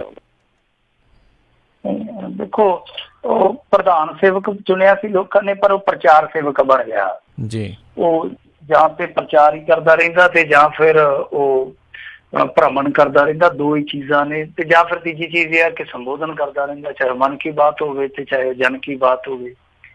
ਜ਼ਰੂਰਤ ਤੇ ਇਸ ਗੱਲ ਦੀ ਸੀਗੀ ਕਿ ਜਿਸ ਦੌਰ ਦੇ ਵਿੱਚ ਭਾਰਤ ਇਸ ਸਮੇਂ ਪਹੁੰਚਿਆ ਹੋਇਆ, ਜਿੱਥੇ ਉਹਦੀਆਂ ਅਪਾਰ ਸੰਭਾਵਨਾਵਾਂ ਦਿਖਦੀਆਂ, ਉਹਨੂੰ ਸਹੀ ਢੰਗ ਨਾਲ ਲੀਡ ਕੀਤਾ ਜਾਂਦਾ। ਪਰ ਪ੍ਰਧਾਨ ਮੰਤਰੀ ਨਰਿੰਦਰ ਮੋਦੀ ਜਿਸ ਉਮੀਦ ਨੂੰ ਬਣਾ ਕੇ ਆਇਆ ਸੀਗਾ, ਜਿਸ ਉਮੀਦ ਨੂੰ ਲੋਕਾਂ ਦੇ ਦਿਲਾਂ 'ਚ ਜਗਾ ਕੇ ਆਇਆ ਸੀ, ਉਹਦੇ ਤੇ ਖਰਾ ਨਹੀਂ ਉਤਰ ਪਾਇਆ। ਇਹਦੇ ਵਿੱਚ ਕੋਈ ਸ਼ੱਕ ਨਹੀਂ, ਕੋਈ ਦੋ ਰਾਏ ਨਹੀਂ। ਹਾਂ, ਕੁਛ ਮਾਮਲਿਆਂ 'ਚ ਕੁਛ ਮੋਰਚਿਆਂ ਤੇ ਇਹਨਾਂ ਨੇ ਕੰਮ ਠੀਕ ਕੀਤਾ ਹੋਊਗਾ, ਪਰ ਬਹੁਤੇ ਮਾਮਲਿਆਂ ਤੇ ਜਿੱਦਾਂ ਬੇਰੁਜ਼ਗਾਰੀ ਆ, ਸਾਡਾ ਹੈਲਥ ਸਿਸਟਮ ਆ, ਜਾਂ ਸਾਡਾ ਐਜੂਕੇਸ਼ਨ ਸਿਸਟਮ ਆ, ਇਹ ਸਾਰੀਆਂ ਚੀਜ਼ਾਂ ਜਿਹੜੀਆਂ ਨੇ ਉਹ ਵੈਸੀਆਂ ਹੀ ਆ ਜਿਹੜੀਆਂ ਕਿ ਪਿਛਲੀ ਸਰਕਾਰ ਵੇਲੇ ਵੀ ਊਣਤਾਈਆਂ ਦਾ ਸ਼ਿਕਾਰ ਸੀਗੀਆਂ। ਤਾਂ ਹੁਣ ਪ੍ਰਧਾਨ ਮੰਤਰੀ ਦੀ ਜਿਹੜੀ ਟਰਮ ਹੈ ਉਹ ਬਹੁਤ ਥੋੜੀ ਰਹਿ ਗਈ। ਹੁਣ ਇਹ ਵੀ ਨਹੀਂ ਉਮੀਦ ਕੀਤੀ ਜਾ ਸਕਦੀ ਕਿ ਯਕਦਮ ਸਭ ਕੁਝ ਠੀਕ ਕਰ ਦੂਗਾ। ਸੋ ਇਹ ਤੇ ਹੁਣ ਨੱਪ ਘੁੱਟ ਕੇ ਟਾਈਮ ਕੱਢਣ ਵਾਲੀ ਗੱਲ ਆ। ਸੋ ਕੀ ਕਰੀਏ, ਕਿਉਂਕਿ ਲੋਕਤੰਤਰ ਦੇ ਵਿੱਚ ਲੋਕ ਹੀ ਬਾਦਸ਼ਾਹ, ਲੋਕਾਂ ਨੇ ਇਹਨੂੰ ਨੁਮਾਇੰਦਗੀ, ਲੋਕ ਹੀ ਹੁਣ ਆ ਜਿਹੜਾ ਨੱਪ ਘੁੱਟ ਕੇ ਟਾਈਮ ਕੱਢਣਗੇ। ਜੇ ਲੋਕਾਂ ਦੇ ਮਨ 'ਚ ਹੋਇਆ ਚਾਹ ਤੇ ਦੁਬਾਰਾ ਅਜਮਾ ਲੈਣਗੇ, ਨਹੀਂ ਤੇ ਟਾਟਾ ਟਾਟਾ ਕਰ ਦੇਣਗੇ। ਫਿਰ ਹੋਰ ਕੀ ਜੀ ਜੀ। ਅਗਲੇ ਕਾਲਰ ਨੇ ਆਪਣੇ ਨਾਲ ਜੁੜੇ ਜਤਿੰਦਰ ਸਿੰਘ ਜੀ, ਸਵਾਗਤ ਹੈ। ਸਤਿ ਸ਼੍ਰੀ ਅਕਾਲ। ਸਤਿ ਸ਼੍ਰੀ ਅਕਾਲ ਜੀ ਰਾਜਵੀਰ ਜੀ, ਸਤਿ ਸ਼੍ਰੀ ਅਕਾਲ ਜੀ। ਮਿੰਟੂ ਜੀ, ਸਤਿ ਸ਼੍ਰੀ ਅਕਾਲ। ਸਤਿ ਸ਼੍ਰੀ ਅਕਾਲ। ਸਤਿ ਸ਼੍ਰੀ ਅਕਾਲ। ਹਾਂਜੀ, ਮੈਂ ਜੀ ਬੋਸਟਨ ਤੋਂ ਬੋਲ ਰਿਹਾ। ਆਪਣਾ ਮੈਂ ਨਾ ਉਹ ਇਹਨਾਂ ਦਾ ਭਾਸ਼ਣ ਸੁਣ ਰਿਹਾ ਸੀ, ਮੋਦੀ ਜੀ ਦਾ। ਇਹ ਕਹਿ ਰਹੇ ਸੀ ਕਿ ਆਪਣਾ ਰਾਹੁਲ ਗਾਂਧੀ ਜੀ ਔਰ ਜਿਹੜੇ ਆਪਣੀ ਸੋਨੀਆ ਗਾਂਧੀ, ਇਹਦੇ ਪਰ 5 ਲੱਖ ਕਰੋੜ ਦਾ ਉਹਦਾ ਜ਼ਮਾਨਤ ਤੋਂ ਬਾਹਰ ਹੈ ਜੀ ਇਹ ਚੱਲੇ ਹੋਏ। ਤਾਂ ਮਤਲਬ ਕਿ ਲੋਕੀ ਇਹਨਾਂ ਕਿੱਦਾਂ ਜਿਤਾਉਂਗੇ? ਔਰ ਮੇਰੀ ਦੂਸਰੀ ਗੱਲ ਇਹ ਹੈ ਜੀ ਕਿ ਪੰਜਾਬ ਤਾਂ ਸਾਡਾ ਬਹੁਤ ਹੀ ਵਧੀਆ ਹੁੰਦਾ ਸੀ, ਮਤਲਬ ਕਿ ਸ਼ਾਂਤੀ ਚਾਰੇ ਪਾਸੇ, ਰਾਸ਼ਟਰੀ ਕ੍ਰਾਈਮ ਇਹ ਕਿਆ ਹੈ, ਮਤਲਬ ਕਿ ਕਿੱਧਰ ਨੂੰ ਜਾ ਰਿਹਾ ਜੀ ਸਿਸਟਮ ਨਾ, ਕੁਝ ਸਮਝ ਤੋਂ ਬਾਹਰ ਹੈ। ਜਰਾ ਇਹਦੇ ਬਾਰੇ ਜਰਾ ਰੋਸ਼ਨੀ ਪਾਇਓ। ਧੰਨਵਾਦ ਜੀ। ਹਾਂਜੀ, ਧੰਨਵਾਦ। ਦੇਖੋ, ਜਿਹੜਾ ਪੰਜਾਬ ਦੇ ਹਾਲਾਤ ਇੰਨੇ ਬੱਤਰ ਵੀ ਹੈ ਨੇਗੇ। ਪੰਜਾਬ ਆਪਣੇ ਦਮ ਤੇ ਹਾਲੇ ਵੀ ਟਿਕਿਆ ਹੋਇਆ, ਹਾਕਮਾਂ ਦੇ ਦਮ ਤੇ ਨਹੀਂ, ਪੰਜਾਬ ਆਪਣੇ ਲੋਕਾਂ ਦੇ ਦਮ ਤੇ ਟਿਕਿਆ ਹੋਇਆ।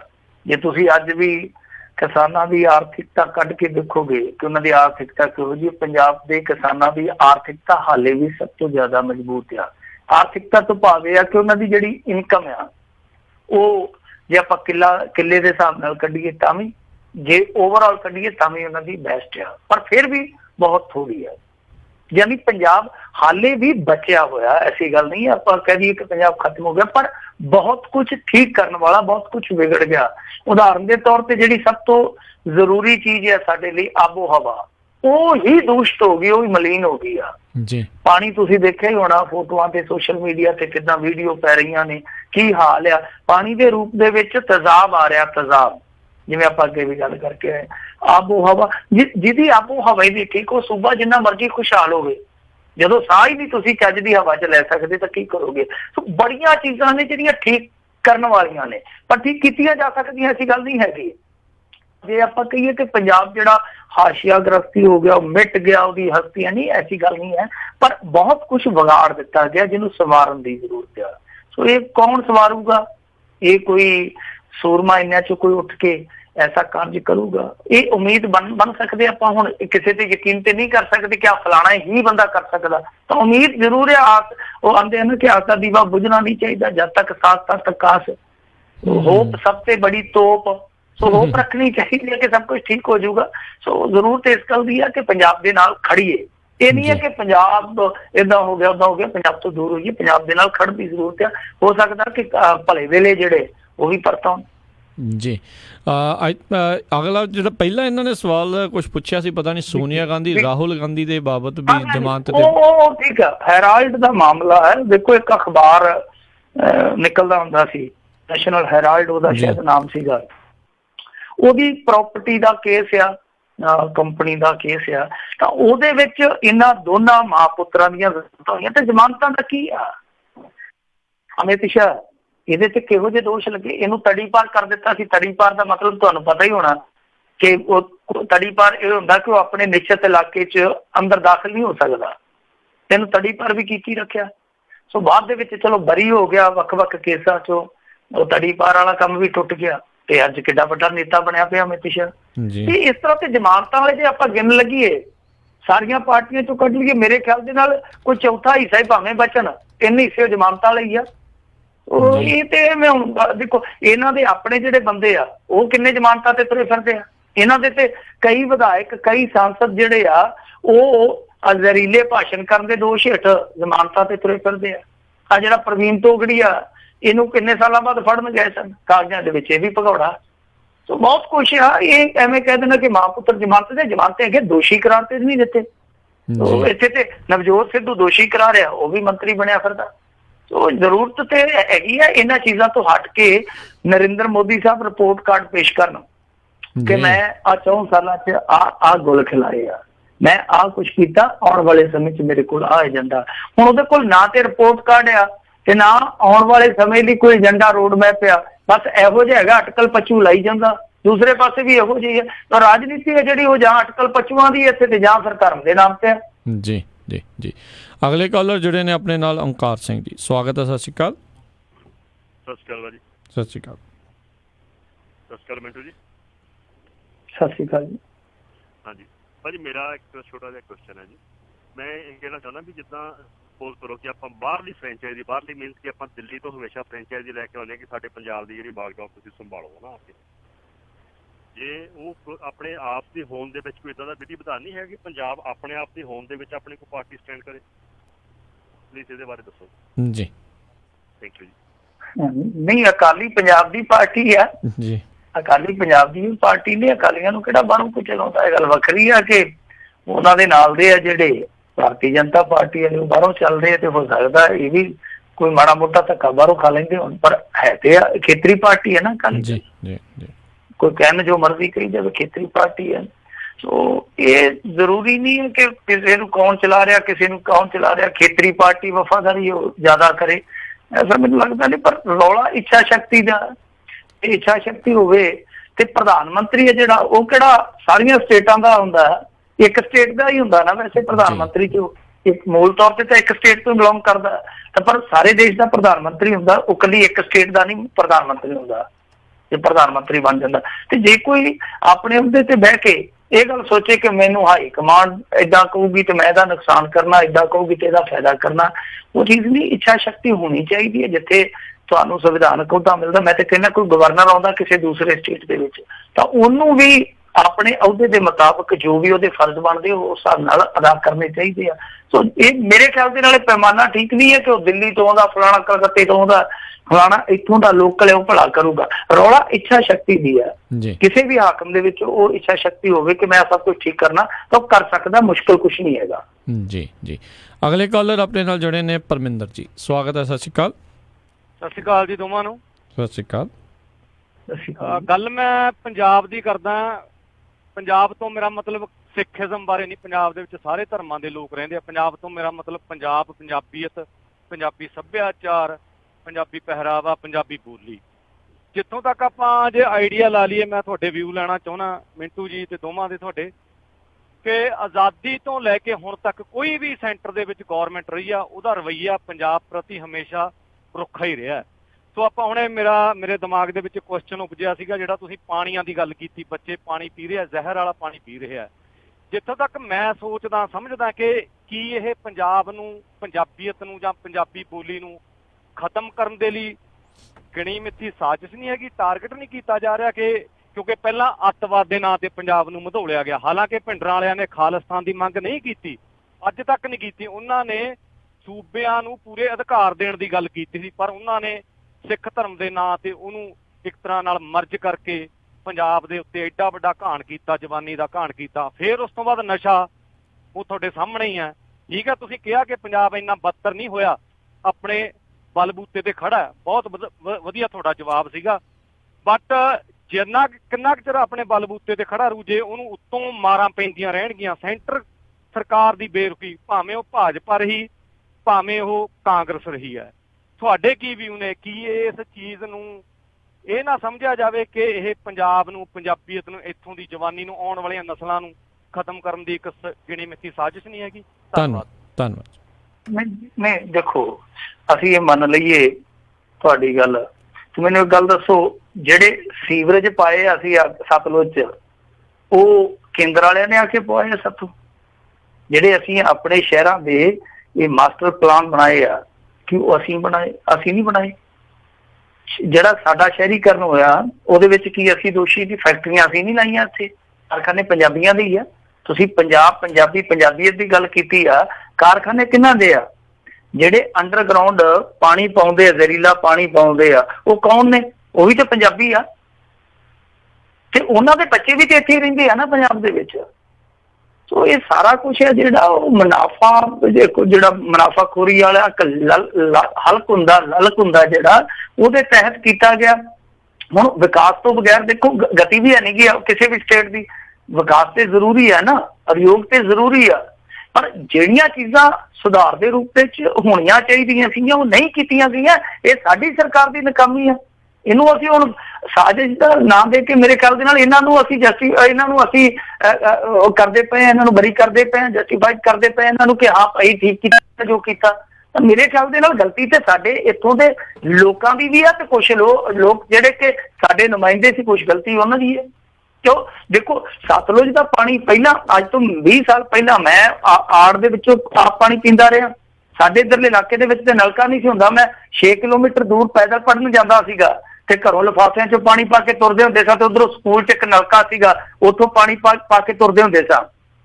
ਕੋਈ ਨਲਕਾ ਵੀ ਨਹੀਂ ਸੀ ਹੁੰਦਾ। ਜੇ ਕਿਤੇ ਤੇਲ ਲੱਗਣੀ, ਬਹੁਤੀ ਜ਼ਿਆਦਾ ਗਰਮੀ ਹੋਣੀ, ਲੋ ਵਗਣੀ, ਤਾਂ ਫਿਰ ਕਿਤੇ ਸੂਏ ਦੇ ਵਿੱਚ ਜਾਂ ਖਾਲੇ ਦੇ ਵਿੱਚ ਜਿਹੜਾ ਪਾਣੀ ਖਲੋਤਾ ਹੁੰਦਾ ਸੀਗਾ, ਉਹ ਗੋਡੇ ਲਾ ਕੇ ਤੇ ਉਹੀ ਪੀ ਲੈਂਦੇ ਸਾਂ। ਹੁਣ ਪੀ ਕੇ ਦਿਖਾਓ। ਸੋ ਇਹ 20-25 ਸਾਲਾਂ ਦੇ ਵਿੱਚ ਜੋ ਕੁਛ ਵਾਪਰਿਆ, ਇਹਦੇ ਵਿੱਚ ਸਾਡਾ ਆਪਣਾ ਵੀ ਕਿਤੇ ਨਾ ਕਿਤੇ ਯੋਗਦਾਨ ਹੈ, ਜੋ ਅਸੀਂ ਆਬੋ ਹਵਾ ਆਪਣੀ ਖਰਾਬ ਕੀਤੀ ਆ। ਜਿਹੜਾ ਧਰਤੀ ਹੇਠਲਾ ਪਾਣੀ ਅਸੀਂ ਚੁੱਕਿਆ, ਇਹਦੇ ਵਿੱਚ ਵੀ ਦੇਖੋ ਹੁਣ ਕਿਸੇ ਦਾ ਤਾਂ ਕੋਈ ਦੋਸ਼ ਨਹੀਂ ਹੈ। ਸਾਡੇ ਕੋਲ ਕਿੱਡਾ ਵਧੀਆ ਬਦਲ ਸੀਗਾ ਝੋਨੇ ਦਾ, ਨਰਮੇ ਨੂੰ ਕਿੰਨੇ ਤਬਾਹ ਕੀਤਾ। ਅਸੀਂ ਇੱਕ ਮਿਨਿਸਟਰ ਦਾ ਨਾਂ ਲੈਂਦੇ ਆ, ਉਹ ਮਿਨਿਸਟਰ ਕੌਣ ਸੀਗਾ? ਫਿਰ ਇੱਕ ਅਫਸਰ ਜਿਹੜਾ ਇੱਥੇ ਬਰਬਾਦੀ ਕਰ ਗਿਆ ਉਸ ਸਮੇਂ, ਉਹ ਕੌਣ ਸੀ? ਉਹ ਵੀ ਤਾਂ ਸਾਡਾ ਪੰਜਾਬੀ ਸੀ। ਉਸ ਸਮੇਂ ਉਹ ਜਦੋਂ ਨੌਕਰੀ ਕਰਦਾ ਪਿਆ ਸੀ, ਉਦੋਂ ਜਿਸ ਤਰੀਕੇ ਨਾਲ ਉਹਨੇ ਕੰਮ ਕੀਤਾ, ਉਹਨੂੰ ਇਹ ਤਾਂ ਨਹੀਂ ਹੈ ਕਿ ਕਿਸੇ ਨੇ ਬਾਹਰੋਂ ਸਪਾਂਸਰ ਕੀਤਾ ਸੀਗਾ, ਆਪਣੇ ਲਾਲਚ ਨੂੰ ਨਹੀਂ ਕੀਤਾ। ਸੋ ਜ਼ਰੂਰਤ ਤੇ ਇਸੇ ਗੱਲ ਦੀ ਆ ਕਿ ਅਸੀਂ ਲੀਡਰਸ਼ਿਪ ਚੰਗੀ ਪੈਦਾ ਕਰੀਏ, ਲੀਡਰਸ਼ਿਪ ਸਾਡੇ ਕੋਲ ਚੰਗੀ ਹੋਵੇ, ਉਹ ਇਹਨਾਂ ਚੀਜ਼ਾਂ ਨੂੰ ਸੁਧਾਰੇ। ਜੇ ਕੋਈ ਸਾਜ਼ਿਸ਼ ਵੀ ਆ ਤੇ ਉਸ ਸਾਜ਼ਿਸ਼ ਨੂੰ ਨਾਕਾਮ ਕਰ ਦੇਵੇ, ਇਹੀ ਤਾਂ ਲੀਡਰਸ਼ਿਪ ਦਾ ਗੁਣ ਹੁੰਦਾ ਨਾ। ਜੀ ਜੀ ਜੀ, ਬਿਲਕੁਲ। ਇਹ ਅਫਸੋਸ ਵਾਲੀ ਜਿਹੜੀ ਗੱਲ ਰਹੀ ਆ, ਜੇ ਜਿੱਦਾਂ ਕਿਹਾ ਵੀ ਜੇ ਸਾਜ਼ਿਸ਼ ਹੈ ਵੀ ਆ, ਤਾਂ ਲੀਡਰਸ਼ਿਪ ਇੰਨੀ ਨਕਾਮੀ ਆ ਵੀ ਉਹ ਉਹਨਾਂ ਦੇ ਮੂਹਰੇ ਖੜ੍ਹਦੀ ਹੋਈ ਨਹੀਂ, ਗੋਡੇ ਟੇਕ ਕੇ ਬੈਠੀ ਹੋਈ ਆ। ਅਤੇ ਮਿੰਟੂ ਜੀ, ਆਪਣੇ ਅੱਜ ਦੇ ਪ੍ਰੋਗਰਾਮ ਦਾ ਸਮਾਂ ਵੀ ਜਿਹੜਾ ਇੱਥੇ ਹੀ ਸਮਾਪਤ ਹੈ। ਬਹੁਤ ਤੁਹਾਡਾ ਧੰਨਵਾਦ, ਤੁਸੀਂ ਸਾਡੇ ਨਾਲ ਜੁੜੇ, ਇਹਨਾਂ ਖਬਰਾਂ ਦੇ ਬਾਰੇ ਸਾਨੂੰ ਜਾਣਕਾਰੀ ਦਿੱਤੀਆਂ, ਸਰੋਤਿਆਂ ਦੇ ਸਵਾਲਾਂ ਦੇ ਜਵਾਬ ਦਿੱਤੇ। ਅਗਲੀ ਵਾਰ ਤੱਕ ਲਈ ਬੜੀ ਮਿਹਰਬਾਨੀ, ਬਹੁਤ ਹੀ ਪਿਆਰ ਸਤਿਕਾਰ ਸਹਿਤ ਸਤਿ ਸ਼੍ਰੀ ਅਕਾਲ ਜੀ। ਸਤਿ ਸ਼੍ਰੀ ਅਕਾਲ। ਅਤੇ ਸਰੋਤਿਓ, ਇੱਥੇ ਸਾਡਾ ਅੱਜ ਦਾ ਪ੍ਰੋਗਰਾਮ ਸਮਾਪਤ ਹੈ। ਮਿਲਾਂਗੇ ਤੁਹਾਨੂੰ ਸਾਰਿਆਂ ਨੂੰ ਅਗਲੇ ਬੁਲੇਟਿਨ ਦੇ ਵਿੱਚ। ਉਦੋਂ ਤੱਕ ਲਈ ਮੈਨੂੰ ਰਾਜਕਨਵੀਰ ਸਿੰਘ ਨੂੰ ਇਜਾਜ਼ਤ ਦਿਓ। ਮੇਰੇ ਵੱਲੋਂ ਵੀ ਤੁਹਾਨੂੰ ਸਾਰਿਆਂ ਨੂੰ ਪਿਆਰ ਸਤਿਕਾਰ ਸਹਿਤ ਨਿੱਘੀ ਜਿਹੀ ਸਤਿ ਸ਼੍ਰੀ ਅਕਾਲ। ਜਿਉਂਦੇ ਵਾਸਤੇ ਰਹੋ, ਹੱਸਦੇ ਖੇਲਦੇ ਰਹੋ, ਸੁਣਦੇ ਰਹੋ ਪੰਜਾਬੀ ਰੇਡੀਓ USA।